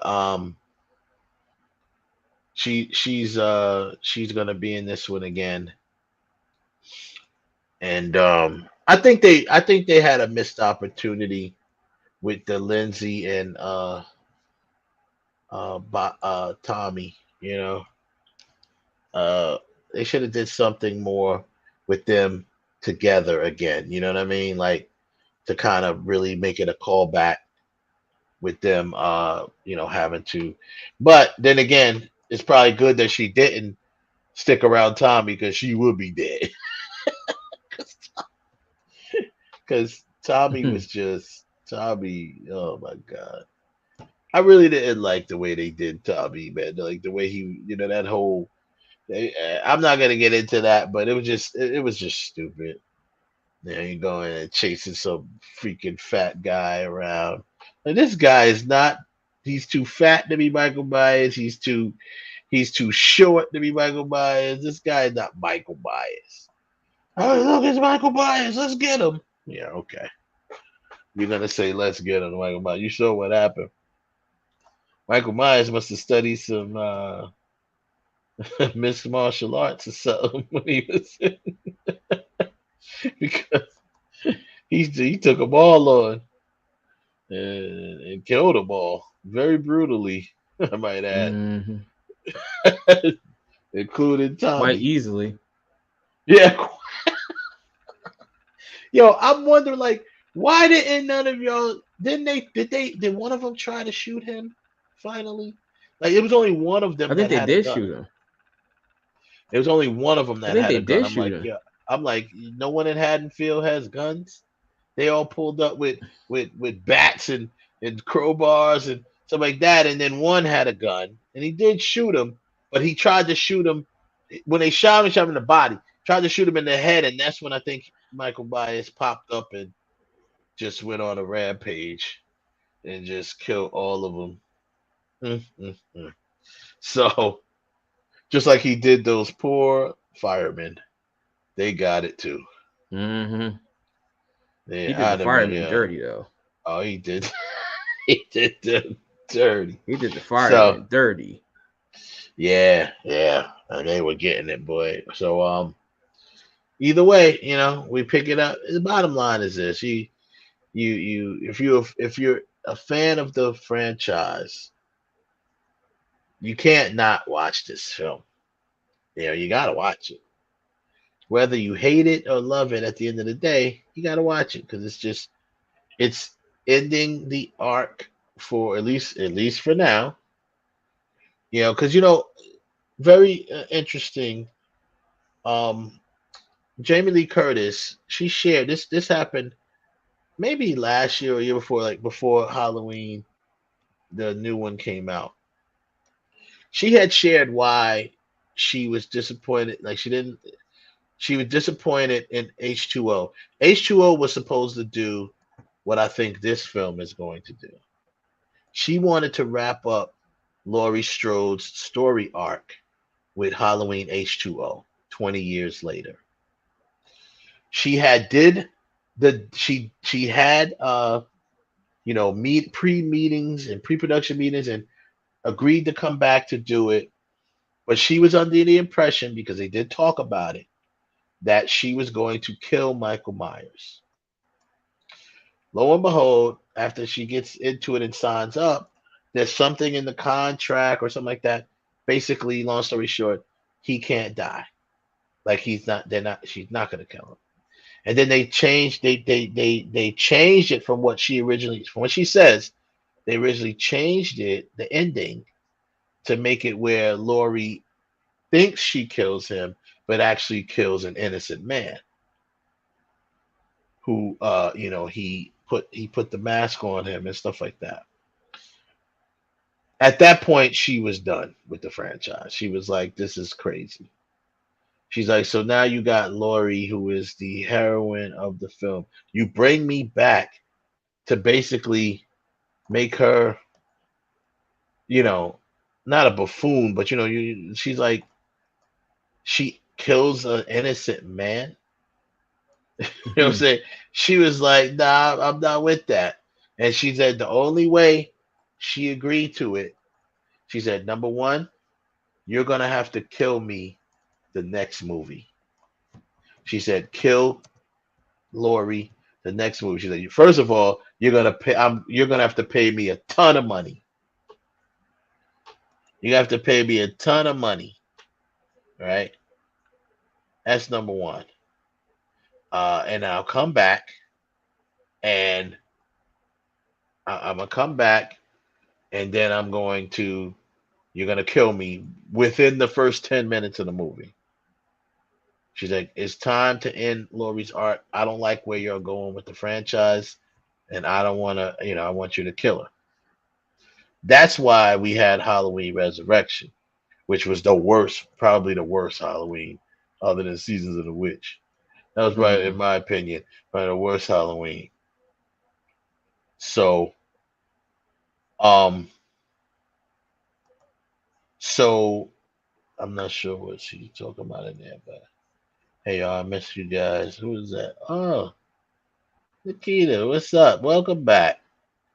Hey, Welcome Nikita, what's back. going on? Where you been? Yeah, right. Welcome back. Welcome back. Dun, Yeah, dun. exactly. We can't play that. YouTube would be flagging us. Yeah. But yeah. This the remix. When we do that, we gotta say this the remix. Like Swiss Beats. This the mother. Actually, they did. I remember, did that too. I think Mace did a welcome back. Yeah. He did that on his second crappy album, but first album was great. Double Up. First album was Harlem World. Second album was Double Up. Yeah, not so much. But anyway, basically, she didn't want to be a part of that. What do you say? Allegedly, Mike Myers is ruled by the curse of his evil mother. Allegedly. Interesting. Where you get that theory from? I thought that was Jason. Yeah, that's Jason. I think you're talking about Jason on this one, John. He has definitely had the curse of his evil mother. Which, if you want to see something interesting, by the way, John, if you go on Netflix and watch a documentary called The Movies That Made Us, the final season talks about the making of Halloween, and it also talks about the making of Friday 13th. And the producers of Friday 13th basically admitted that they just stole the concept from Halloween. Yeah. And he said in the Rob Zombie series. I don't remember that. I'm not sure if I remember that, John, but I'm gonna be honest with you. I don't count the Rob Zombie series. I don't count that as canon. And actually, in these movies, you can't anyway. You can't even count those other ones in between. They basically are taking Halloween, the 1978 version of Halloween, and then they're fast forwarding to 40 years later, as if I guess he was caught and was in the asylum or whatever, and he ends up getting out again. So that's what they don't want you to they want you to think 2 through 100, whatever it was they did. Get rid of those. Don't think about them. They're not part of this. They're not part of Laurie's arc. So, and the only reason why they did that, John, just in case you want to know, is because part 2 was not directed by John Carpenter. He was still, of course, they got to check him for every one of them, but they did elements. They gave homage to a lot of the films in between. But anyway, so that's what I say. Go out and check out Halloween, whether you go out to the movies and see it, or if you watch it on Peacock, just check out Halloween Ends on this week on my birthday, October the 14th. So check it out. And we'll move on to the list. Let me see here. I don't know if Heaven Hollywood, are you coming up to talk about Power or you're not? Keanu exits Martin Scorsese and Leonardo DiCaprio. What is this? Somebody just dropped this in the room. Keanu Reeves exits Martin Scorsese. Exits Martin Scorsese and Leonardo DiCaprio's Devil in the White City Hulu series. So that was a series. That's a series. That's funny that he played Batman in the Super Pets, the League of Super Pets. He did the voice of Batman. Okay. So there you go. He's not going to be on this series. I don't know anything about the series, but Keanu ain't going to be in it. We know that much. Yeah. So yeah, I'm just gonna say Keanu. Just stick to John Wick, because I really started looking at that last Matrix movie. I was like, oh my god, you really signed your name to this crap? Yeah, that last Matrix was a waste. That was a big waste. It's like you can't recapture the magic. Sorry, unfortunately, it's over. Yeah, so cannot recapture the magic. Okay, so let's move on to the tournament. Let's get it popping. 10:34. So we are now entering the fourth and final of this round of this bracket, you want to call it, or this leg. The fourth round, and we will be. What'd you say? This brazier. Yeah, right. And we'll go into. Here we go. Yep, he said. So, real quick, Ralph, do you have the recap of who moved on? If you don't, it's okay. Brazier, like, huh?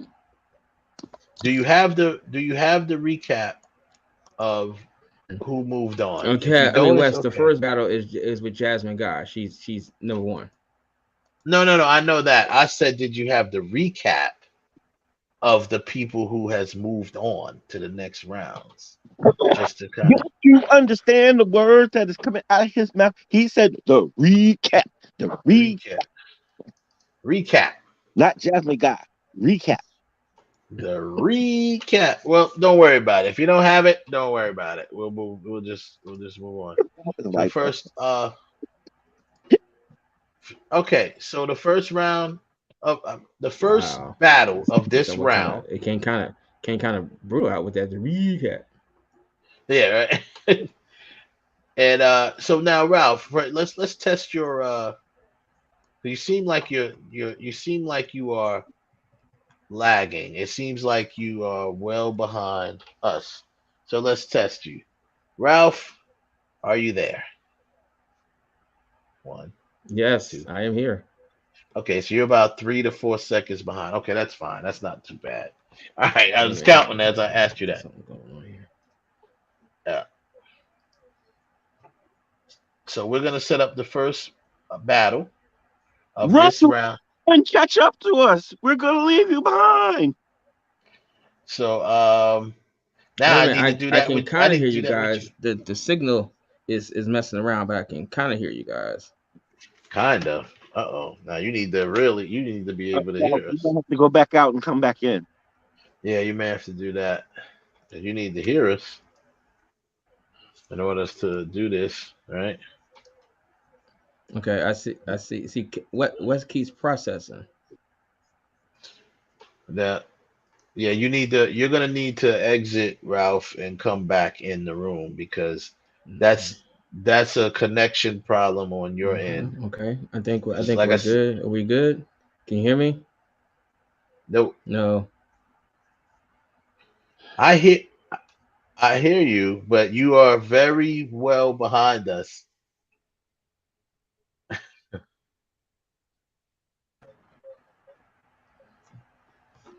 No, because the key it's the internet. It's You need to yeah. What up? okay. Oh, I think it is. our boy's back in the room. I am Yusef. What's up? So you sir? Yeah. Okay, I think we're all right. I think I'm back up. The internet service up in my area just sucks. I just can't stand it. I need like a big ass satellite dish right outside in the backyard that's gonna just beam the signal right into the living room. No, all you No need is problems. all you need is Ethernet, my brother. That's it. No, the router is too far away for me to use Ethernet. How far is it? That you do know there's 100-foot Ethernet cables. There's 50-foot Ethernet cables. It's never It's too kind of far. It's more than 100 feet away. I'm probably gonna sit there and say yeah it is. You know. Well, because it's like in one centralized room, and I'm kind of far away from there. So and plus, even if it is, I don't know if I don't know. I might have to look into that tomorrow. Get a long Ethernet cable and just have it on right. standby. Yeah, I don't understand because Ethernet really when you do these shows, it's better to have Ethernet, or you be closer to the router. That's the only other thing. You get closer to the router, wherever you at in your house. Yeah, you're better off just running a cable, a Ethernet cable. And if you just use it on the times that you're working. All right, so let's try it. My advice to you is if it starts lagging again and you fall that far behind us, you should just exit the room and come back. That's all. Okay. But all right, so the first battle is just gonna be Jasmine Guy, right? Yeah. So the first battle for tonight, when Wes brings up the picture, our first battle of tonight in our hottest TV actress of all time. I gotta keep saying it's cutthroat. It's Jasmine Guy from A Different World versus Kim Fields from Living Single. Oh, Kim Fields, Jasmine Guy. Jasmine Guy from A Different World. Kim Fields from Living Single. This is a good one. This is a good one. Especially using Living Single. Obviously, we had to use Living Single because she was a kid in the Facts of Life. Her Facts of Life character might be more known than the Living Single character. Very, very possibly. Well, I'll say this: the Living Single show spent off a whole bunch of crackers walking around talking about they was friends. So, right. So I mean, the show itself we know is very influential, but it's very influential to people who know the show. The show it was very influential, but as we know, what happened there. But Jasmine Guy character in A Different World was very big, made a very big impact. Jasmine Guy, Whitley Gilbert, that's a very big impacted character. Went on to become the one of the main stars of that show as the seasons went on. Obviously, it started with Lisa Bonet's character, and then they went on, and she became one of the head ones of the show. It's a tough one. This is a tough one. Now if we go by criteria, Kim Fields looks better. Jasmine Guy is old and crusty. You look like somebody grandma. But the thing is this: when she was on, well, she could very well be someone's grandma. So when she was on A Different World, okay, she didn't look old and crusty then. That's for sure. No, she did not. She didn't look better than Kim Fields then either. Well, I mean, that is subjective. That's a matter of that's a matter of perspective. That's right. That's a matter of perspective and opinion. Listen, she wasn't looking better than Jada and half the other girls that was on that show. So once again, that is subjective. Don't get me wrong, she looked good, but she was on the bottom of the list. I don't know about that one. That is also subjective. I don't know if she was at the bottom. I don't know if she was at the bottom of the list. But that's definitely subjective because I definitely do not agree with that. She was not at the bottom of the list. So she was all the way up. All the way up. Yeah, right. But once again, when stuff like this happens, the first criteria of looks, that's up to interpretation. Whoever feels like, some people feel Kim Fields was better looking, and some people may feel that Jasmine Guy was better looking. Character for character, I think Jasmine Guy had the better character. She had the better character. Whitley Gilbert's character was definitely a better character than Regine. Agreed. That's for sure.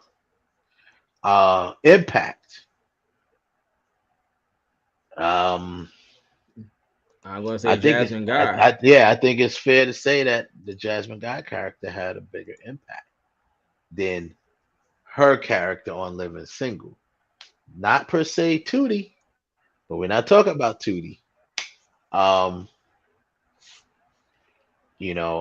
Because if you think of like The Facts of Life, most people think of that character Tootie. It's a probably easy name to remember. She was the only black girl on there, so people kind of remember her. I'm gonna say, working it out that way, me personally, I'm leaning towards Jasmine Guy. That's what I'm going not with. talking about Jasmine Guy. All right, if I'm gonna look at them right now, yeah, Kim Fields looks better than her now. Kim Fields looks better than her now, in my opinion.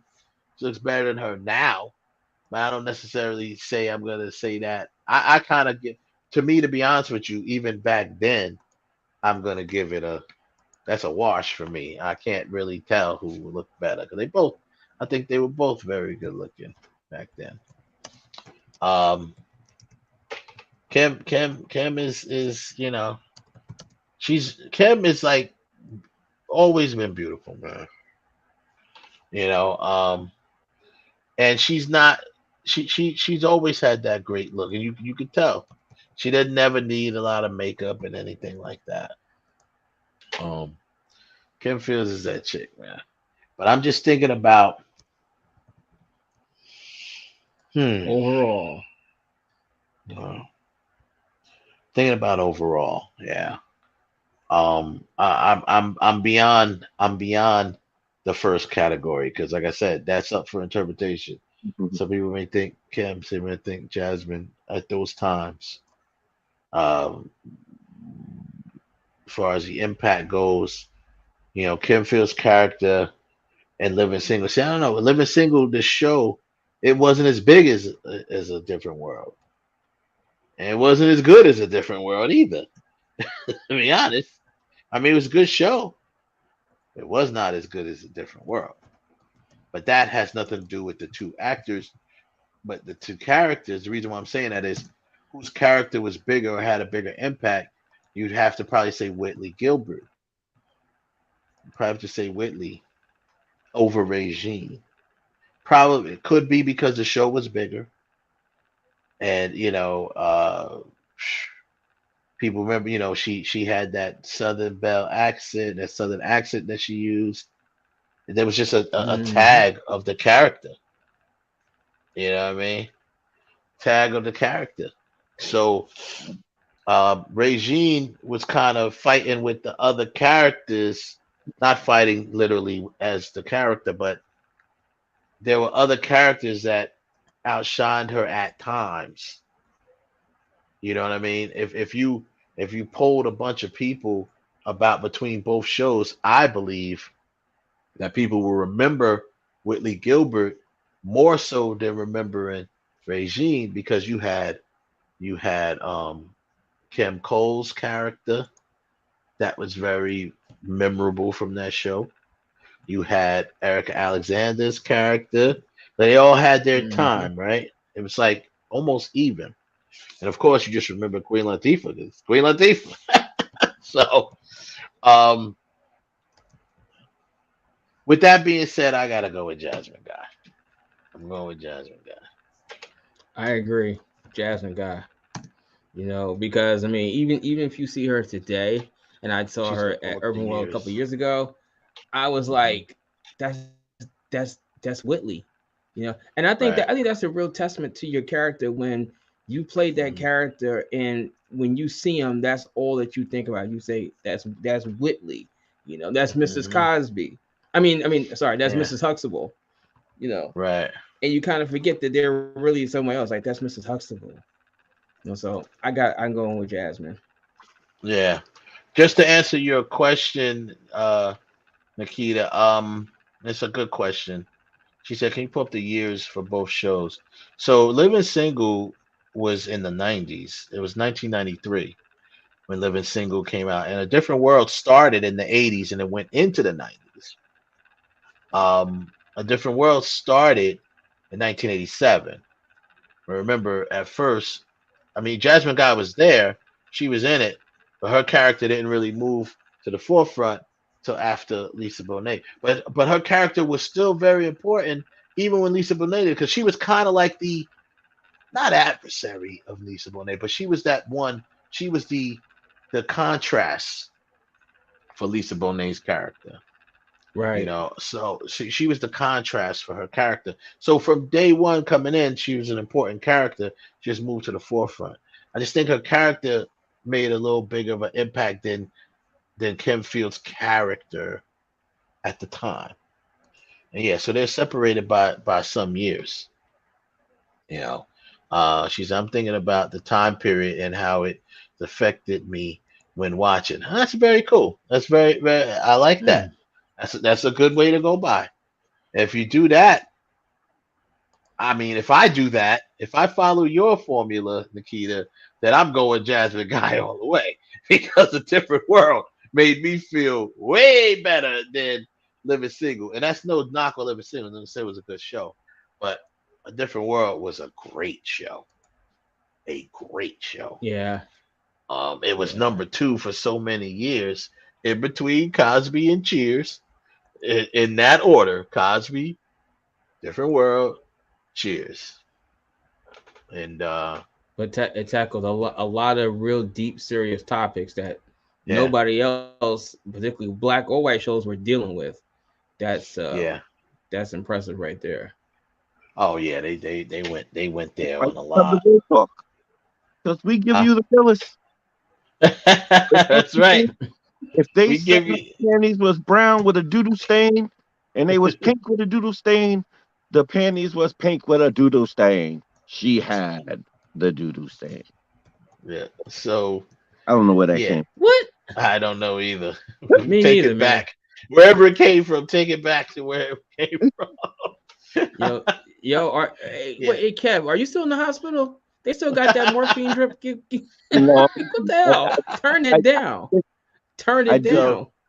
I did take nighttime meds, so I am a little loopy. All right.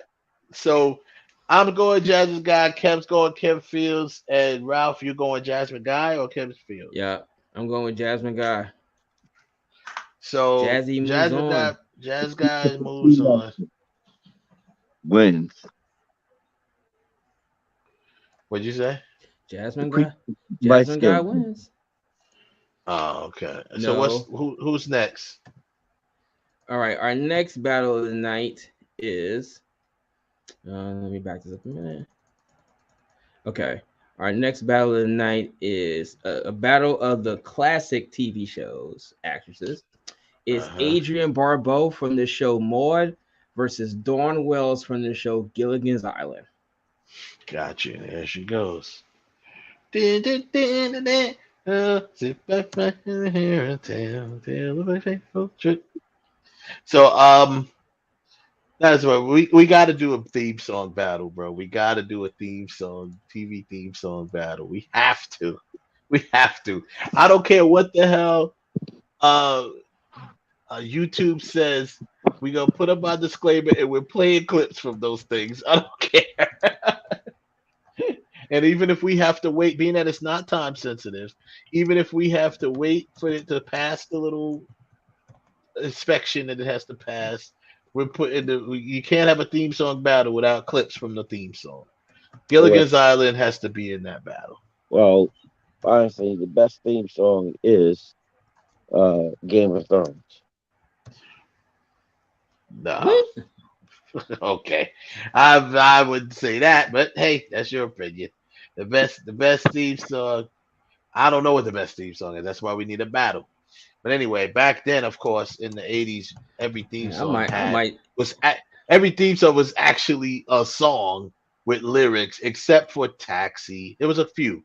Taxi, Barney Miller. There was a couple of them that didn't have lyrics. But back then it was about write some lyrics that kind of explains what the show is.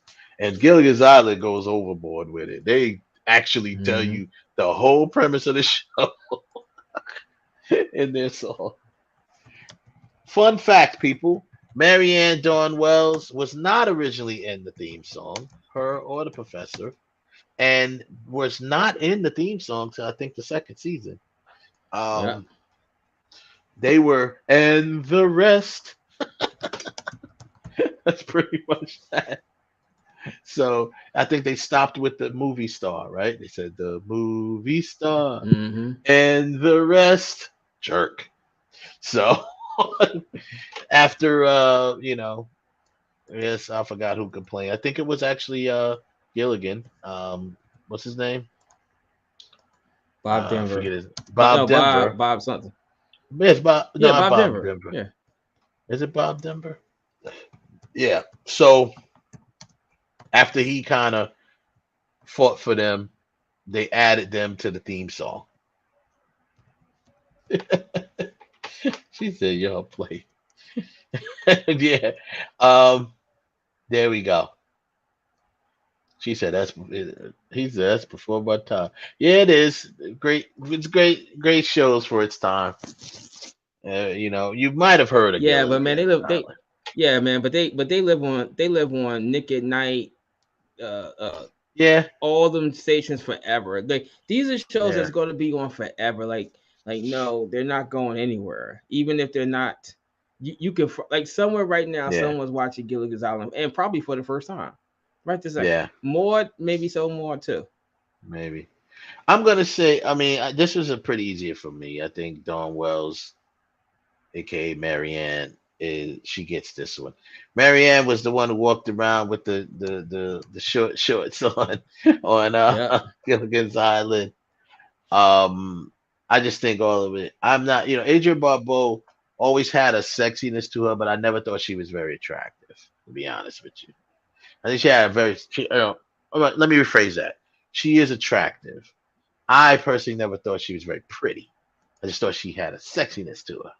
That's my thing. So, I think Marianne, aka Dawn Wells, had the prettiness and was sexy as well.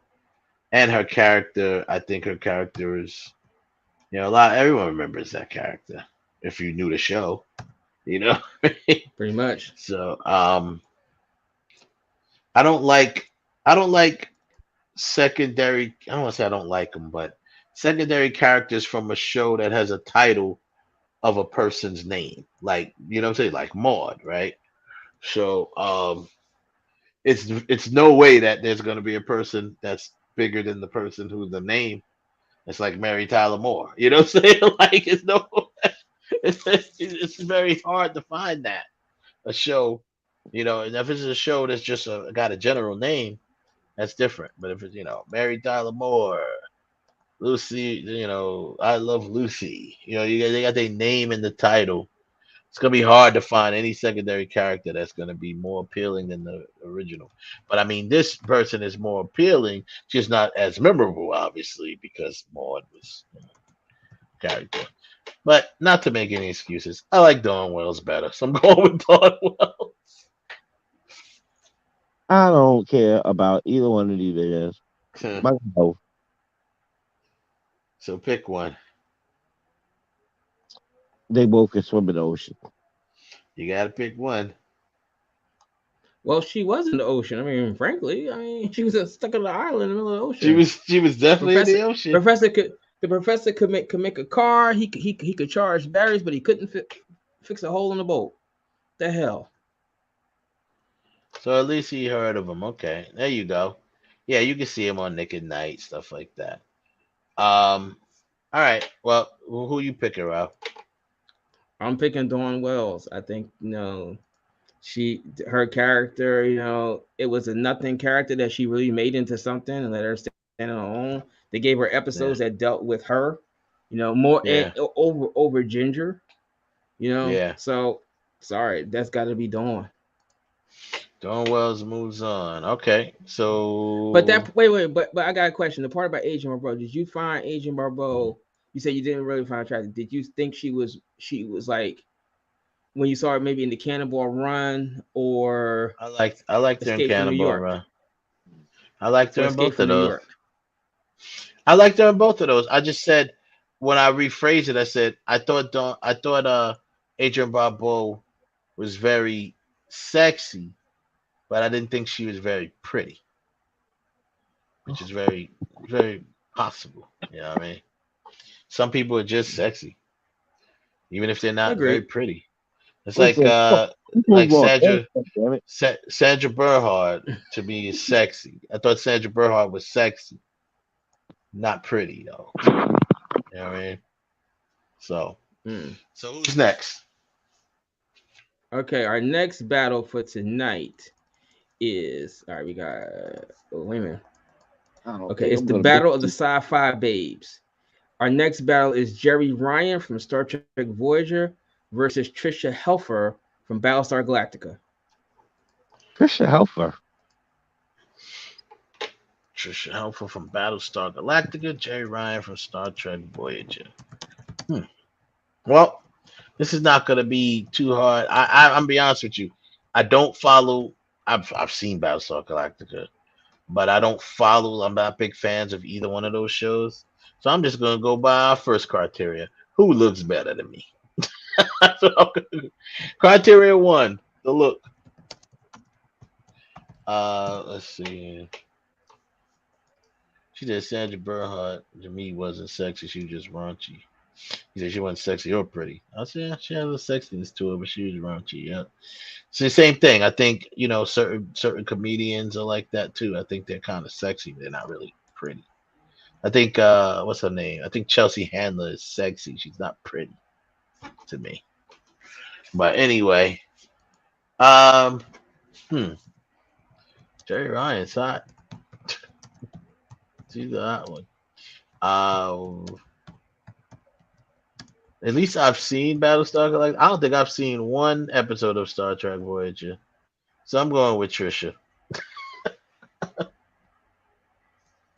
Trisha wins. Let's move on. I'm gonna go with Trisha. I gotta go with that, man. Trisha is she be killing it, and I've met her in real life, and bro, it's not even funny. It's like she's one of those women when you see and you're like, damn, and it's not damn because you're like she's so good. Like you said, you look almost exactly like you do on TV. Joseph said Jerry Ryan was in Dracula 2000. Okay. She did Dracula 2000? She was in Dracula 2000. Good call. Jerry, Good call. but Trisha Helfer was on 1.5 Men. My two favorite episodes in 2.5 Men is the episodes where she was on. Oh, okay. Yeah. Yeah. So yeah, Trisha definitely moves on. So who's next?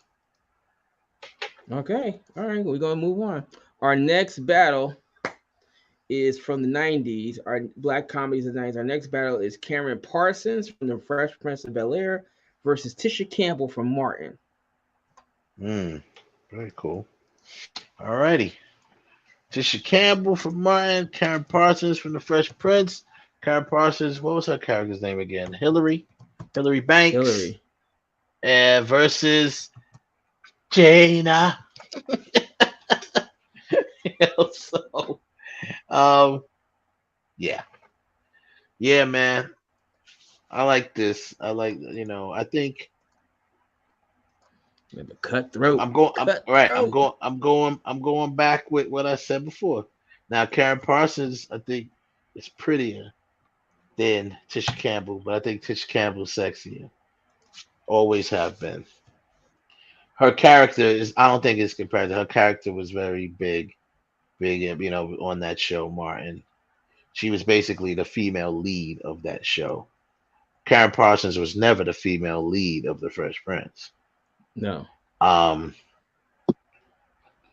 And Hillary Banks' character, she started getting some storylines later on. At first, she didn't. Obviously, as they started moving a little more forward, the characters started coming in and out.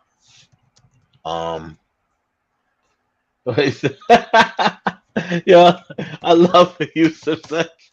Oh no! He said, "Oh Lord, Hey, Yusuf, no." is this like a toss up? Like I gotta flip a coin between Hillary and Gina. Why is this too hard? Yeah, I know.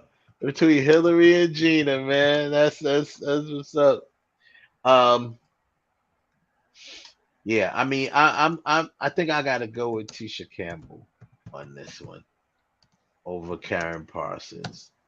For the reasons of Gina's character, big impact. Everybody, you can't talk about the show, Martin, without talking about Gina. You just can't, and you won't. As far as the characters, that's how that goes. Loved Hillary too. I did love her character. I just think they took too long giving Hillary some meaningful storylines. She was too irrelevant in the show for too long. They started giving her more. Later in the series. I think after Janet Huber left, they started giving more because Janet Huber was pretty much the female lead of The Fresh Prince. Right. And she said it's a combination of looks and impact and longevity of resume. Campbell, yep. Of resume, it's Tisha Campbell. Yeah. She said if it's that, it's Tisha Campbell. Yeah. That's true. Longevity, definitely.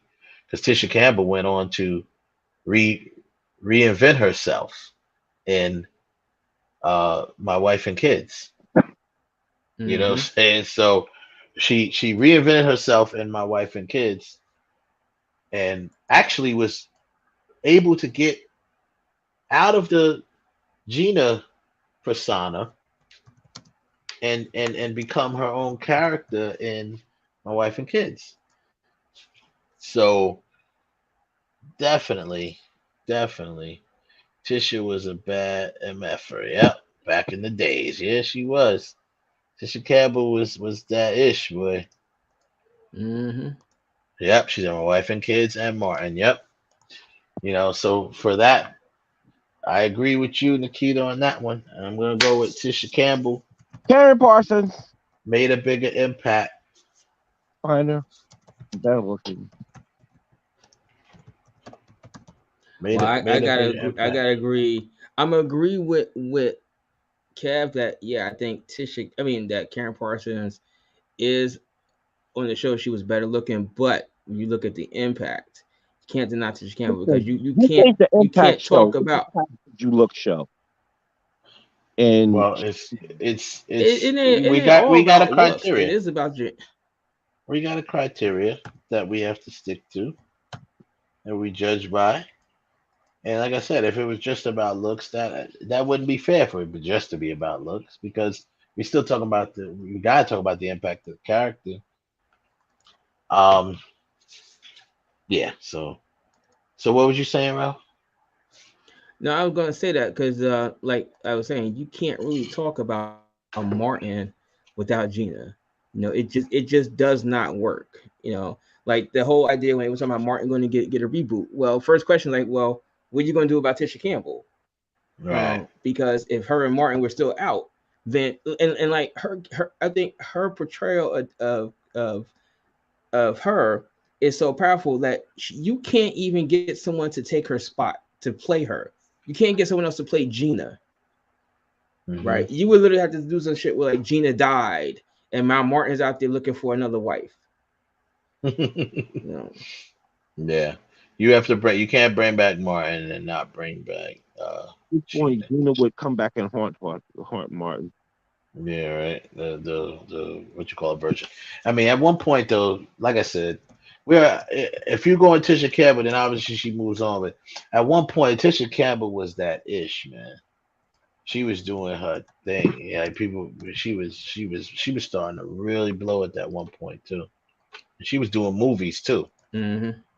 You know what I mean? So she did House Party.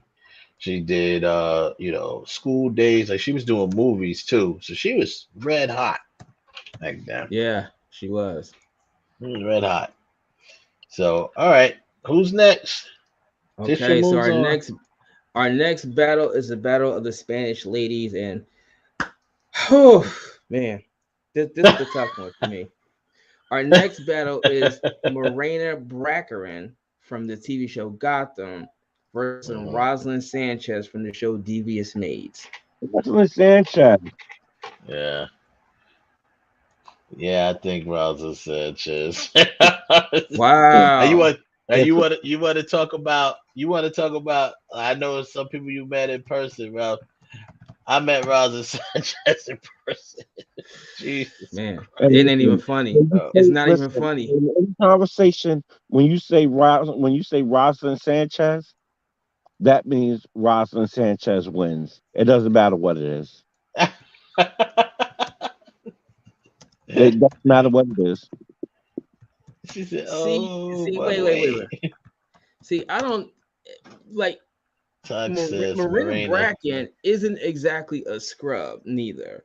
I'm not saying she's no scrub. I'm not saying she's a scrub. And neither was the scientist that was in Tony Stark's lab. But they couldn't build the arc reactor. And meanwhile, Tony Stark made this in a cave with lots of scraps. But they ain't Tony Stark. Agreed. That's not. So, the chat room is going in. I love it. They're going crazy. They said, she said, Miranda left her husband for the guy on Gotham. Yes, she did. Wait, for what guy on Gotham? The guy who plays the main guy? Yeah, she did. She damn sure did. Wow. Like that. Damn, you just went straight for the gusto. He says Lindsay Lohan and Hilary Duff is next. Yeah, that's funny. Oh man. Oh, that's true. You made a good point there, Tox. He said Miranda's body on Homeland. Nah, and see, Miranda. I was always saying when I was saying because I met Miranda when she was on V when she had the short haircut. You was like, damn, it ain't even fun. Like some of these women are like, it's not even funny. But for me, Roslyn Sanchez, look, when I think Roslyn Sanchez, the first thing I think about is Boat Trip, where she was teaching how she gets head, and like every dude that did it was like, oh. Stop the movie. Stop the movie. Movie. Wait, am I in the right movie? Yeah. But like I said, we met her. We doing Block TV, and we met her at the Super Bowl. I don't know which Super Bowl it was. We were covering down in Miami. It was the Saints versus the Colts. Yeah. Yeah. The Saints versus the Colts. So, yeah, she is just. I never person. This, and he ain't Roslyn Sanchez. Bro, she was glowing, my dude. Like, I'm looking like, yo, how do you glow with no light on you? Always glowing. Because that woman takes care of her skin. Yo, she does. I said, how she? I'm like, ain't nobody got a light on her. How's she glowing? Like, she just. A woman is and just... you know the other thing too, our secret lotion. We can't be walking around ashy. Yeah, she. That's true. She looks like, I don't know, man. She looks exactly how she looks on TV in real life. But it's just like you look like, oh, it's almost like she's still on TV, but just walking past you. It's like she was. It looked like she was brought forth from a vat of cocoa butter.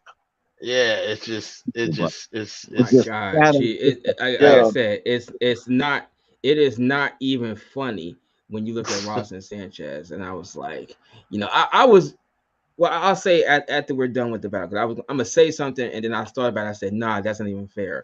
That's not even fair. So I'm like, nope. Mm-hmm. I thought it would be too one-sided. So I'm gonna say it when we're done with this part. Mm-hmm.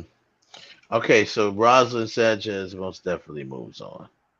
Roslyn Sanchez is like Claire Huxtable. She just automatically moves on. Well, it's gonna get harder next in 32. It's gonna be harder, because I mean, for me, I'm gonna be honest with you. I'm gonna tell y'all right now, for the future rounds, it's gonna be hard to get past Roslyn Sanchez for me, because she's just so beautiful. She's one of the most beautiful women in this competition. You know what I'm saying? Just if I'm hands down, just on the looks part. Pretty. Just on the looks part. No makeup pretty. Yeah, just on the looks. She is sans makeup pretty. She doesn't need it. I'm sorry. No. I'm up there talking like I'm her husband. She don't need it. She don't need it. Oh man. Joseph asked if they were in any movies. Well, they were. Who, Roslyn Sanchez? Yeah, but we're not judging them by their movies. I guess Joseph just wants to know out of curiosity. Well, Roslyn Sanchez, Rush Hour 2, Boat Trip, Chasing Poppy, and Morena Bracken, Deadpool 1 and 2. That's all you need to see. Yep. Okay, so who's next? All right, so we're moving on. Our next battle is, and I still think I should have changed this, but I'm gonna leave it the way it is because I was outvoted. But our next battle is Juliana Margulies from the show ER versus Jennifer Love Hewitt from The Client List. But I will say this: originally, it was going to be Jennifer Love Hewitt versus Valerie Bertinelli. But at the time, Valerie Bertinelli, when she was doing one day at a time, she was only 15 years old. So then not that. Then I was like, then I would turn around and maybe put it in there for Hot in Cleveland. But I wanted like two younger actresses in their time periods going up against each other. Right. Because they were both. Juliana Margulies is actually older than Jennifer Love Hewitt, I think. I know. I know, and that's why I said last week when I was thinking about yanking Juliana and putting up the girl from Felicity, because I thought they matched up better, and particularly when we was talking about the whole thing with the impact, because once she cut her hair, that was the end of the show. But I was outvoted. So it is what it is. Okay. All right. Nikita says this is a very hard one. Ah. Nothing hard about it. Jennifer Love Hewitt. I love Juliana Margulies. Yeah, I love Juliana Margulies though. I do too. I loved her character, and I love her look. She had that look. She was rocking that look when really nobody else was rocking it at that time. The way she has that her hair. She was very. It made her stand out in ER. You know, especially the way she, like I said, the way she wore her hair. I don't know, but Jennifer Love Hewitt. Oh yeah, that's all I can say about that. Another one I met in person. I never met Juliana Margulies, unfortunately.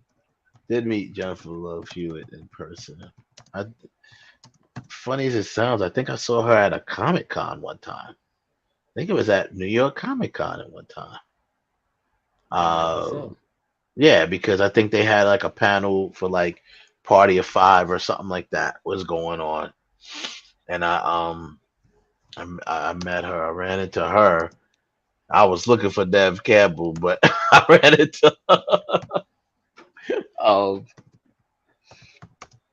And man, she was so nice too. She was a very nice person. Very nice person. I'm trying to not let that sway me, but she looked really, really, really good in person, and she was very nice. But that's not the only. I'm not going to judge on that.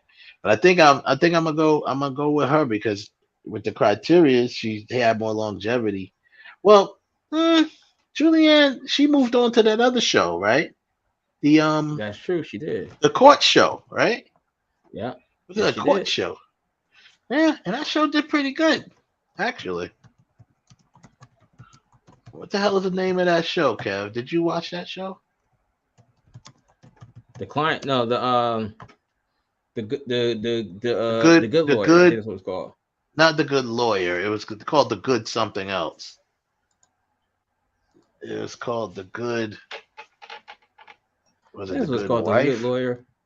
It wasn't the Good Lawyer. It definitely wasn't the. I Good think that's Lawyer. what it was. The Good Wife. I think it was the Good Wife. Good Wife. Yeah, I was like, it definitely wasn't the Good Lawyer. It was the Good Wife. Yeah, that's the show. Changed up her look. And funny because at first, but that's how impactful her look was at the time. Because I didn't even realize that was her when I first saw it. I'm like, oh, okay. Yeah. So she has some decent impact too. This one is harder than you think, but yes. Thank you, Nikki. There you go, the Good Wife. I should have just looked in the chat room instead of had to look online. That's what we love having our chat people in here that watch TV and movies and know what they're talking about. So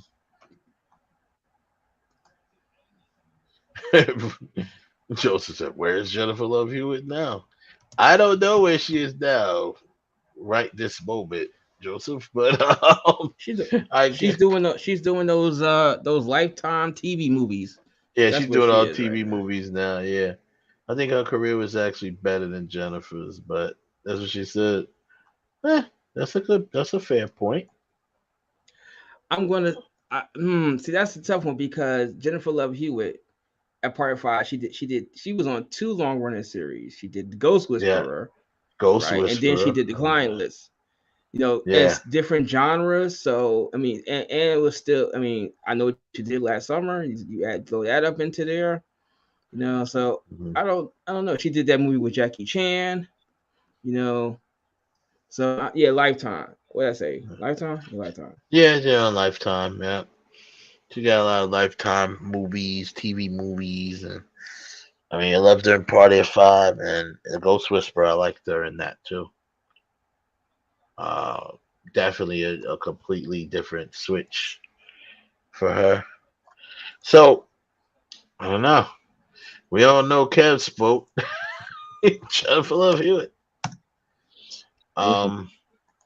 Yeah, she's hot though. She's always been hot. She's definitely hotter than Julianne Margulies, in my opinion. If I'm going on that first criteria, I think she's hotter. Julianne Margulies is very beautiful though. She really is. Yeah, she is. She is beautiful. Mom beautiful. Huh? She's mom beautiful. Mom beautiful. Nah, I think she was beautiful. She just wasn't sexy. Like when we go, like I said, I have to go by all of it. I think she was very pretty, just not sexy. Yeah, I'm gonna say Julianne Margulies because of ER that she's working girl pretty.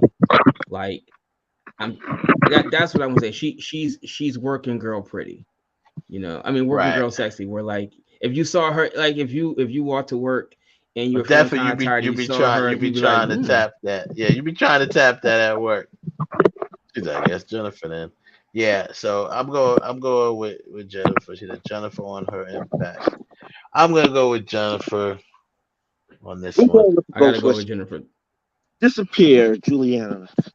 Into goodbye. So wow. Why are we so rough on the ladies today, Kev? What's up with that? It's like we don't like about you. And then okay, who's next? Right. Okay, so we're gonna go. All right, we're gonna go into our next battle. Our next battle is Tiffany Amber Thiessen from Beverly Hills 90210 versus Persia White from Girlfriends. Mm-hmm. So Tiffany Amber, we had to use Beverly Hills because she was in Saved by the Bell, but she was younger then. Right? That's right. She was, yeah, you know. We her obviously her most known character was from Saved by the Bell. More known in pop culture is from Saved by the Bell. But she was also on Beverly Hills 90210. I don't know damn one you do. You don't know who Persia White is? Didn't we work with Persia, my friend? Oh, you wasn't there?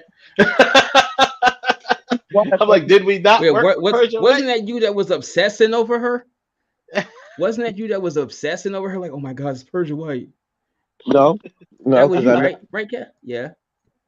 No, actually, I wasn't. Actually, I was trying to stay in Jersey because I had some I had some relations lined up because the guy that showed up for the wardrobe. So I thought the day was a wrap. So I went and started getting my groove. And then here come this guy calling me talking about we gonna make it the set. I'm good. Yeah. Yeah, so Persia White. I had the pleasure of working with Persia on a project myself and Kev was working on. It was a psychological thriller called The Disciple. And number one, I loved when I met her. I mean, I didn't know what to expect because she's a big PETA supporter. She's a vegan. We were all scared, like, oh my God, what are we gonna get her to eat? And it's I was in the car. She was like, "Turn the radio off." But she surprised us because we're like, oh, so what do we get you to eat? You know what? She was like, oh, I bought my own food. Don't worry about it. She came with her own food, yo. And on the set, you're like, wow, we're ready to buy her whatever she wants for, lunch time. She just bought her own food. She's like, it's just easier than, trying to get. I was like, wow, you're the first vegan I ever met that actually cares that people, it cares about other people, not scrambling to get you something that a vegan can eat. No, let's be clear. It's not that they care about other people. They don't want y'all fucking up their food order. Well, that too. I'm gonna go with my version. So avocado, spinach, and cucumber. Y'all come back with fried rice. Hot wings. Yeah, so we were just like, oh man, but Persia's mad cool, man. She was very cool. Very, very professional. Now, Once again, you can toss up looks as far as some people might think. Tiffany and Amber, some people might Persia White. Longevity, they both went from their original shows to another show and had a long run on them.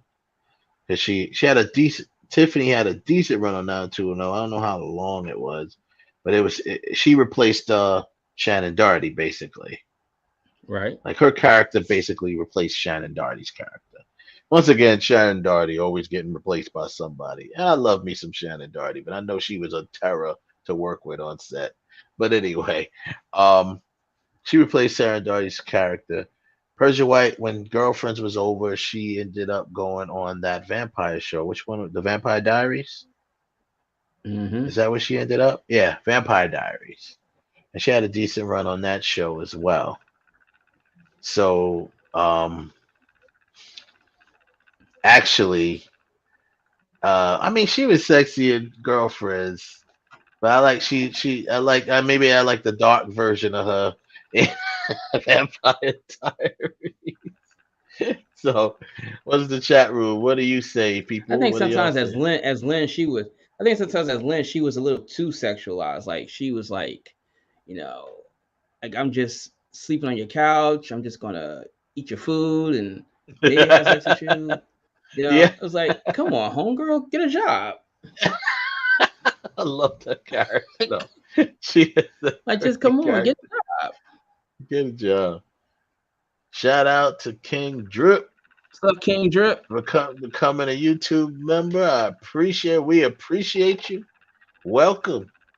Oops. Hold up. I got a problem here. Hold on. To the real world.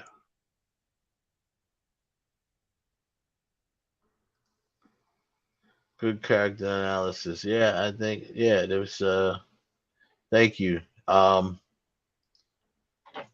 Thank you. Yeah, that's what it is. So she definitely it's very good. Like I said, Tiffany,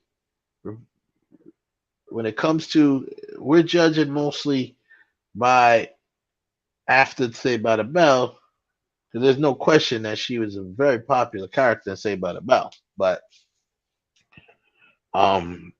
after that she went on did she go on another show? I'm trying to think. I don't think so. I think that's the last show I saw on with 90210. Yeah, I agree, Tux. This is a tough one, a tougher one when I'm going the other direction. He's going with Tiffany. I don't know, man. Sheesh. Man, I'm trying to be non-biased with Persia, man. I love Persia.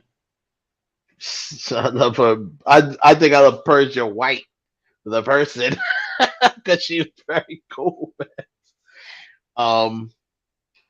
Never had the pleasure of meeting Tiffany, but I definitely think she was very sexy. Came on the show. She's very pretty too. Persia is definitely that no makeup because Persia hardly wears makeup. She don't wear a lot of makeup. Very true. As you can see. Number one, she's a PETA supporter, so she don't wear any makeup that tested on animals. So that's one thing. That's probably why she don't wear a lot of makeup because a lot of them probably test on animals. So she don't wear anything that had any chemicals that tested on animals. But as you can look at her in this picture here, she's not wearing a lot of makeup. She doesn't have to. Right? Nope. So and I think I just saw I said that her birthday is October 25th. I think I just saw that. Oh, you just saw that? I think I just saw it said that her birthday was October 25th. Oh, the day before. Yeah. Day before. Yeah, she's a October 25th. She's gonna be 49. That's a good 49. Yeah, she looks great. Well, let's be honest. These vegans, they don't age. They age very gracefully. Look at her. Look at Maya. Look at Prince before he passed away. Angela Bassett. I'm sorry. Look at Angela Bassett. Right. These vegans, they age very gracefully. That's on top of the fact of being black. The melanin helps them as well. But Persia's, she's mixed, but she got the melanin. So um yeah, but yeah, her skin, their skin always looks better. It's always, so let's see. I'm gonna one more pass in the chat room, just seeing what they're saying here. Okay. Not you choosing president because you didn't have to break the bank. Oh, the vegan Uber Eats. You didn't have to keep making the whole. That's hilarious. That's hilarious. Yeah, we gonna have to chalk that up too, Nikita. She saved me money. But we had a good time on set too. I really enjoyed her company. Just spending that time with her. Directing her, and she was my first Hollywood actress that I ever directed. Like, I was a little nervous. I thought she was gonna be bougie. I thought she was gonna be difficult, especially with the whole vegan thing. See, I went and judged the book by its cover, and she came to. Turns out she was the least. She was the least amount of trouble on set. The biggest name on the set, and the least amount of trouble. So that was cool. That was a good thing.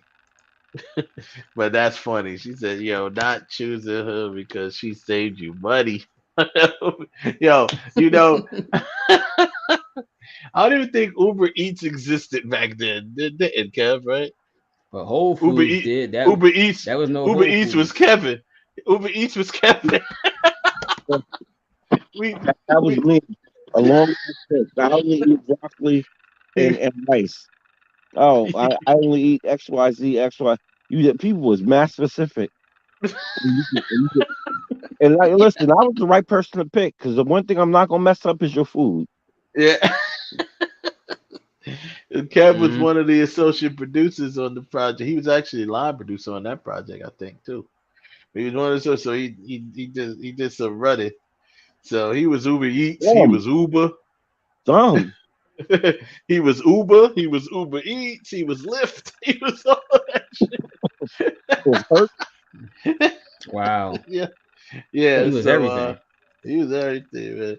So all right, man. I love me some Tiffany Amber, but I'm going with Persia White. Screw it. I'm being biased. And she saved me money, Nikita. You damn sure did. You know that, Kev. She saved us money. She saved money out the budget. Yeah. Yes, she saved us like $5,000. That shit came in way under budget, like $5,500 under budget. She should have been like 10 grand or something like that. She came in But for she didn't even charge us.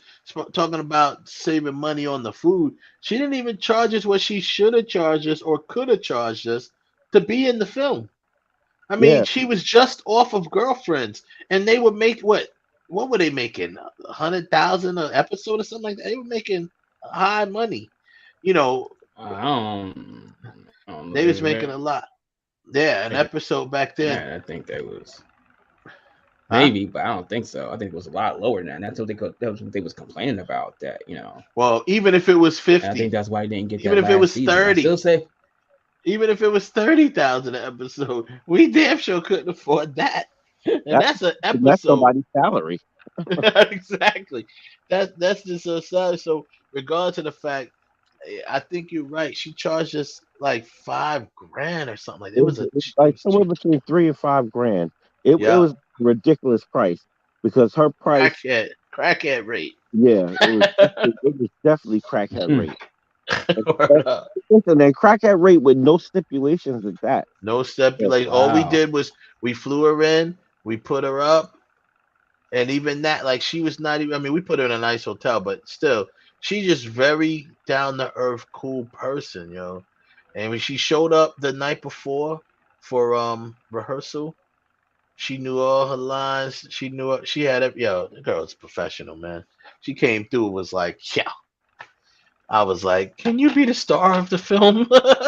She only had a small part. I was like, and trust me, if we revisit, and I plan on revisiting Disciple, if we revisit that movie, because it never came out, by the way, because of the producer, the executive producer, but if we revisit that movie, I will be reaching out to Persia to play the lead in that film instead of what she played. But anyway, so who you going with, Ralph? He said it. I'm Persia gonna White. go with Persia. Oh, you just say it? I didn't hear you. Mm, Okay. yeah. All right, so Yeah, Persia, I did say Persia Persia moves White. on.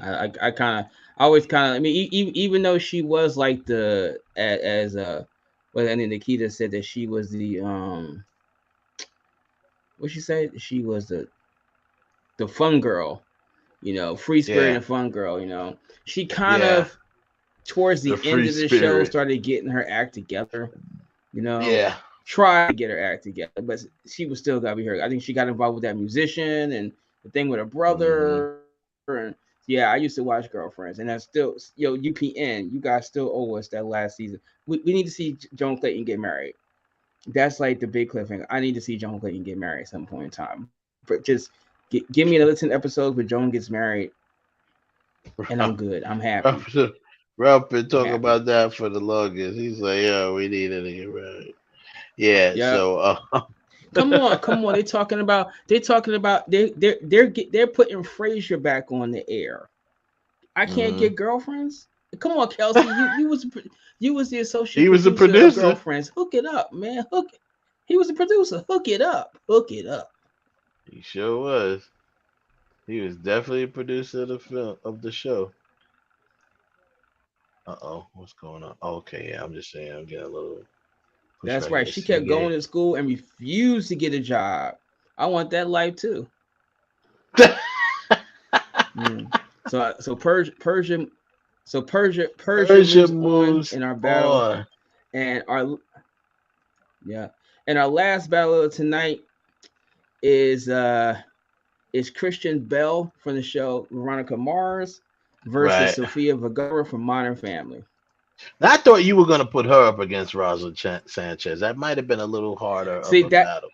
That is what I was going to do, but I was like, it's not fair. It's not fair because it's two really powerful Spanish women going up against each other in the first round. Man, and could Roslyn beat Sophia? I don't know, but I think I want to wait that to get more cutthroat later down the line. Nah, I got you. It's all good. I already messed up with Priyanka. All right. Yo, I'm here with Persia, man. What's up? Oh, I'm doing good. How are you? Good. A little bit under the weather, but, I got my peoples out there holding it down. How was the experience today? Fantastic. I wish you were here. I think you would really like it. We had a great everybody. Everybody's really cool. Yeah. See all these Tell cool them how people? good I was, Persia. Wes was amazing. Okay, let's just talk for a second. Yeah. Like, I don't want him to hear this because I don't want his ego to get to be too big, but he's pretty dope. He's pretty great. That's what I like to hear. Well, he's my brother, so that's what that means. If he's pretty dope, I guess I'm pretty dope. You got good family. You got good family. Yeah, I had to throw that in there, man. Wow. My time with Persia. My time with Persia, man. I loved it. That was good. That was fun, man. She knows how to shoot. Because she knows it's dangerous to be around her. Yeah, I know. Someone said that's her voice in real life. Yeah. Yeah. That's her voice in real life. Okay, so let me bring up that last battle. I just had to throw that in there, man. My girl Persia. Very fun, very humble, very down to earth woman. Last battle of the night. Thanks for hanging in there, people. Last battle of the night. Said Christian Bell. Last battle of the Veronica night Mars is Christian Sofia Vergara. Versus Yeah. This kind of sucks for me because I love Christian Bell. I think Christian Bell is hella sexy. Always I do did. too. Always did. I do too. Little chick.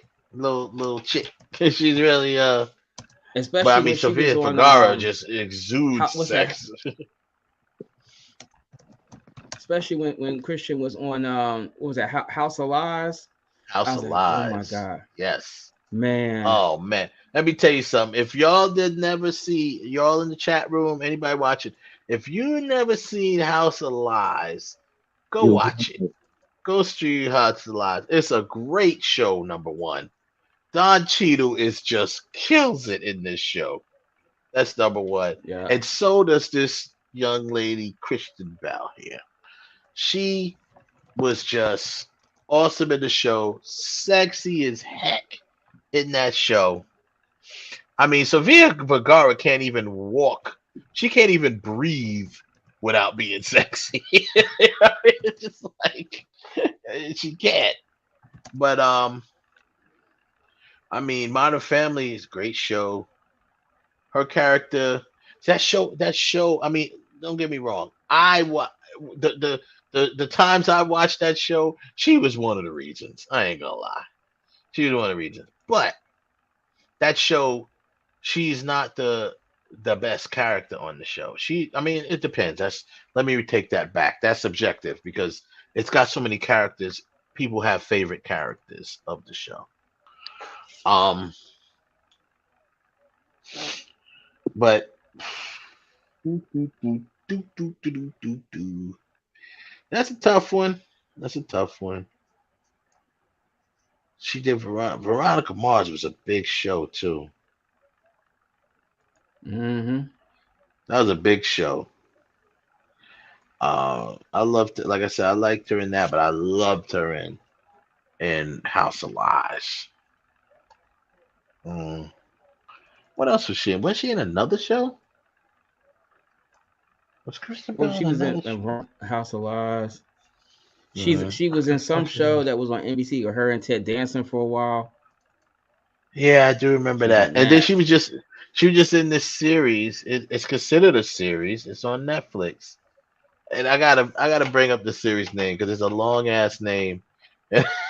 It's like freaking Don't Drink Your Juice, well, whatever in the hood. Like it's one of them long names of the series. So and I just want to read it because I'm like, yo, this is a long ass name, but it was actually a pretty cool series. And it's on Netflix. Let's see. Bring her up here. Okay. That series was called. Where the hell is it? Oh, The Woman in the House Across the Street from the Girl in the Window. Damn. That's the name of the show. That's a long ass name. It's a mini series on Netflix. Actually, pretty good. Also, she also appeared in Gossip Girl.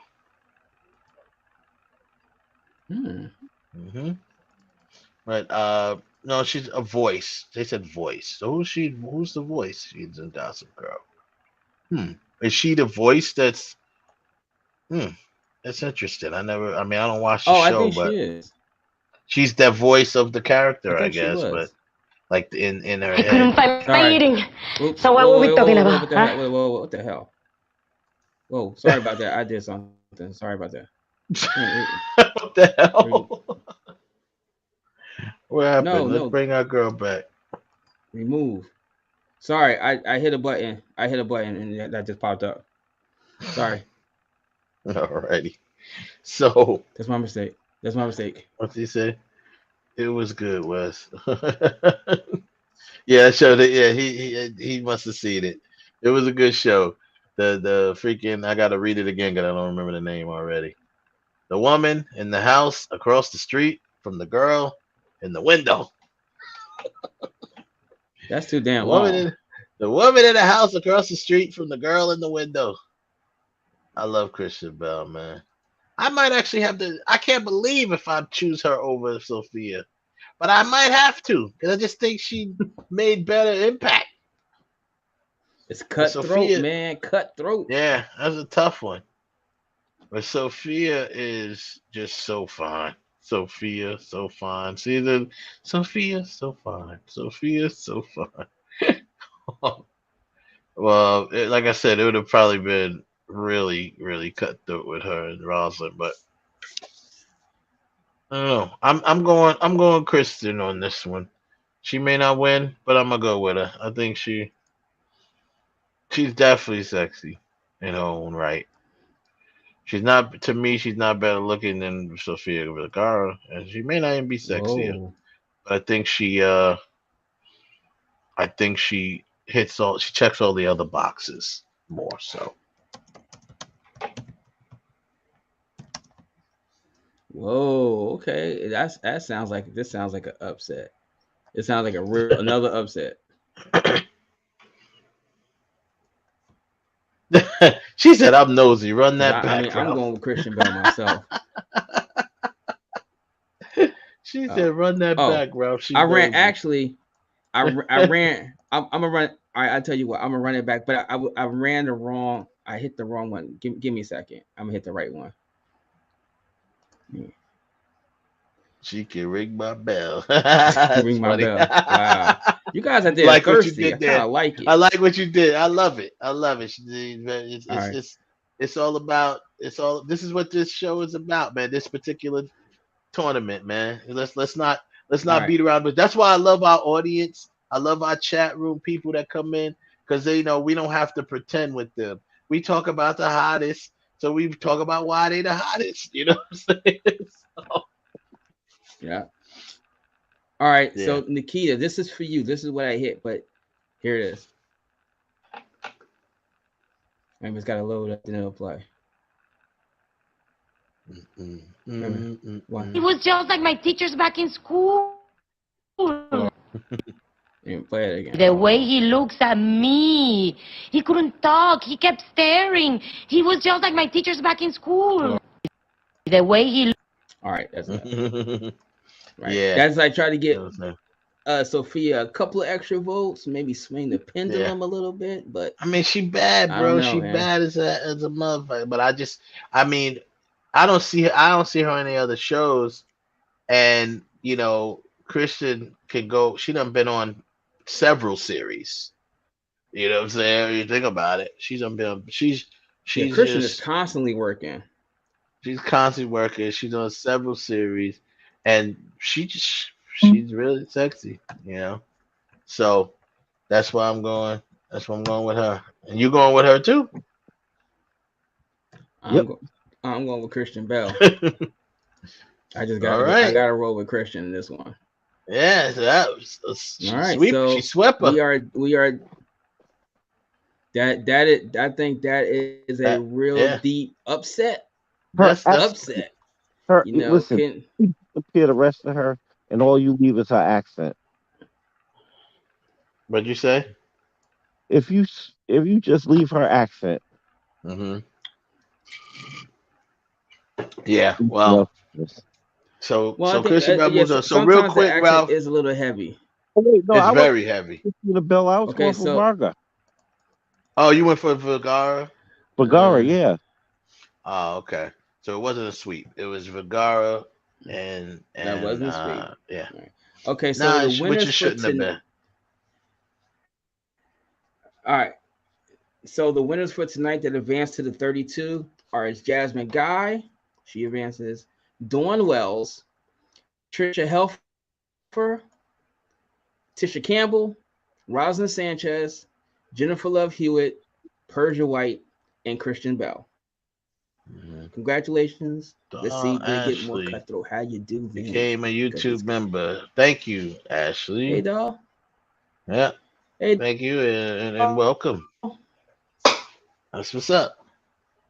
Oh wow. You see, Nikita said, I know Kev looking at Sophia on a magazine in the dark right now. Wow. It's like that. It's like that, Nikita. Yeah, man. Sophia is bad, man. She's a bad one. I think Chris should check the other boxes. Maybe Sophia would have did one more show. She might have won. But anyway, so yeah, so now next week, people, we go into our 32. You know, the people, you know, we go first round of the next 32 that have moved on from the first field of 64. It's just like, think of, if you're not sure what we're doing here, think of an NCAA bracket like the college teams with the brackets. We're gonna go all the way through each week till we get to the final four and the final two and a winner, an ultimate winner. It's gonna be tough. It's gonna get more and more cutthroat, but we appreciate y'all entertaining it, sticking around. Wait a minute, I think hold on a next second. week. Wait a minute, hold up. For everybody, so Christian Bell wants to say something. She actually wants to say something. So let's let Christian Bell say what she got to say. Where's it? Ew, gross. What the hell? Get along. Oh my God, this thing is messing me up. About that? Stop. Hold on a minute. Said, Hold on. Gross. Wrong. That's what she wanted to say. See, I gotta get better. That's not what she want. No, that's not what she Agree wanted with to say. me or don't agree with me. Just say you're indifferent, but don't act like you're the number 2 at the Politburo. Stop. That you're fired, Ralph. How does this You're damn fired. thing work? You fire the replay Remove. guy. You know, people lose jobs like that, Ralph, in the broadcast industry. I got it. Believe me, I'm gonna get better at that part. Hold on a second. I know why, because I have. Would you say that There we go. aside This is from the right the one. accent, Sophia Modern Family was kind of modeled after Peggy and Married with I feel like I Children? should be giving you a gold. That's pretty funny. That's an interesting Ooh. question. It's an interesting question. That is a good question. I'm Yeah. But see, But I think Peggy, to some degree, was like a trophy wife. She didn't do anything. Whereas But wouldn't she? But honestly, that I've never really seen you Modern would. Family. No. Well, if you're gonna use that phrase, trophy wife, that's pretty much the same with her in Modern Family, because I mean it's still the same guy. It's Al Bundy. But on Modern Family, does she work, or does she just stay at home? No, she don't work. She don't work. Now I've never seen her go to any work on the show. So Al Bundy, in essence, just kind of like traded up, then, didn't he? He traded. Yeah, he just basically made a trade. He made a trade. He got a younger, wife. That is funny, yo. That's a great question, Nikita. That's a great question, and you gotta think about that. It's almost like that. It's like he traded up and got, a younger, hotter wife. It still was Al Bundy. I'm gonna take this question. Right. I'm gonna take this question, Joseph. Some of the ladies that you asked in this, Heather Langenkamp, I wouldn't have put into this anyway, because she's more of a TV star, and Keisha Knight Pullum, I wouldn't put her into this new one, because when she was making TV shows, now she's on Tyler Perry's show, but when she originally came around, she was a kid, so that kind of knocks her out there. Yeah. I don't know who. Tangi Miller hasn't done enough to be sitting there. No, and she done more guest shots. Although I think she was on Felicity, but she was like a recurring role. I don't know who Amy Jo Johnson is, or Jamie Lunar, or even Brooke Diaz. I don't know who those ladies are, so I can't answer that question. But the thing that we did is that, I mean, we had some women on the list that make movies, but they're like, for example, we had Gabrielle Union on this list, right? Gabrielle Union had a TV show, but she's much more of a movie star than a TV star. So because of that fact, she got bumped. We removed her because of that. Yeah, we removed her because of that. You only have, that's just like, it wouldn't be fair to put Angela Bassett. She's a TV star. She's a TV star now, the highest paid female TV actress right now too. But she's a movie star. You know what I mean? So it's like, let's not do that. Let's put, let's swing her back around and we do the movies. So anyway, with that being said, people, we appreciate y'all joining and hanging out with us and hanging in there. I think what we might do is because we don't realize how much time goes past when we do this, we might start a little earlier next time in the show, a little earlier in the show. But we definitely want to shout out the chat room that came through, holding us down. Nikita, welcome back. We missed you. Thank you for coming back. And you know what I mean? He said we always love hearing your commentary, reading your commentary. Mm-hmm. Joseph always holds us Yeah, down. You are our biggest supporter, of course. John probably left, but I always like hearing his insight as well. And we love you guys coming through. Tox came through. They be coming through. We missed you a couple of weeks, but you back this week, so that's what's up. Yeah, man, we appreciate that. And anybody, Doris popped in for a hot second. Yeah, I mean, we appreciate that as well. All of y'all, man. We appreciate y'all holding us down and listening to our rhetoric. So next week, come back and we'll start the next round. We're gonna probably start it earlier so we can kind of burn through those rounds, man. Maybe even get 2 in. You never know. If we start earlier, we can get 2 rounds in. You know, some people feelings gonna get hurt next. Some people yo. I mean, we've been hurting. We've been hurting. Houston's some people going down. We've been hurting Houston's feelings, man, because he's like, "Oh, this is too hard." Wait till next week. You're gonna be like, "Oh man." Some people's feelings gonna get hurt. Yeah. And wait, just as an advance, I thought about Kevin. You know, I gotta give Kevin credit. Credit was like, you know, Ralph. Some of those pictures you put up there. You know, one girl looked super hot. The other one looked like she. Yeah, so what I decided to do is the next round, the same pictures. Most of them are going to be thirst trap pictures because we want to entice you guys. Like, okay, all right. So next time they're going to be thirst trap pictures, right? So no, you're not going to see. You're going to see a lot of cleavage. You're going to see a lot of leg. You're not going to see nipples. You're not going to see ass. You're not going to see that stuff. But they're going to be very much more like right. It's still gonna be YouTube appropriate. It's gonna be YouTube appropriate, but this still be sexy. Yes, it's still gonna be YouTube appropriate. Yeah, just a little sexier. So all right, sounds next good. Week gonna be a little bit different. Sounds good to me. So next week we'll pick that up, man. I got a thirst trap. I got a young thirst trap picture of Felicia Rashad. Y'all gonna be like, damn. Like, damn. Watch. That's funny. All right, cool then. So we'll get at y'all next week. Thanks again for checking us out. Shout out to Heaven Hollywood who came through as well.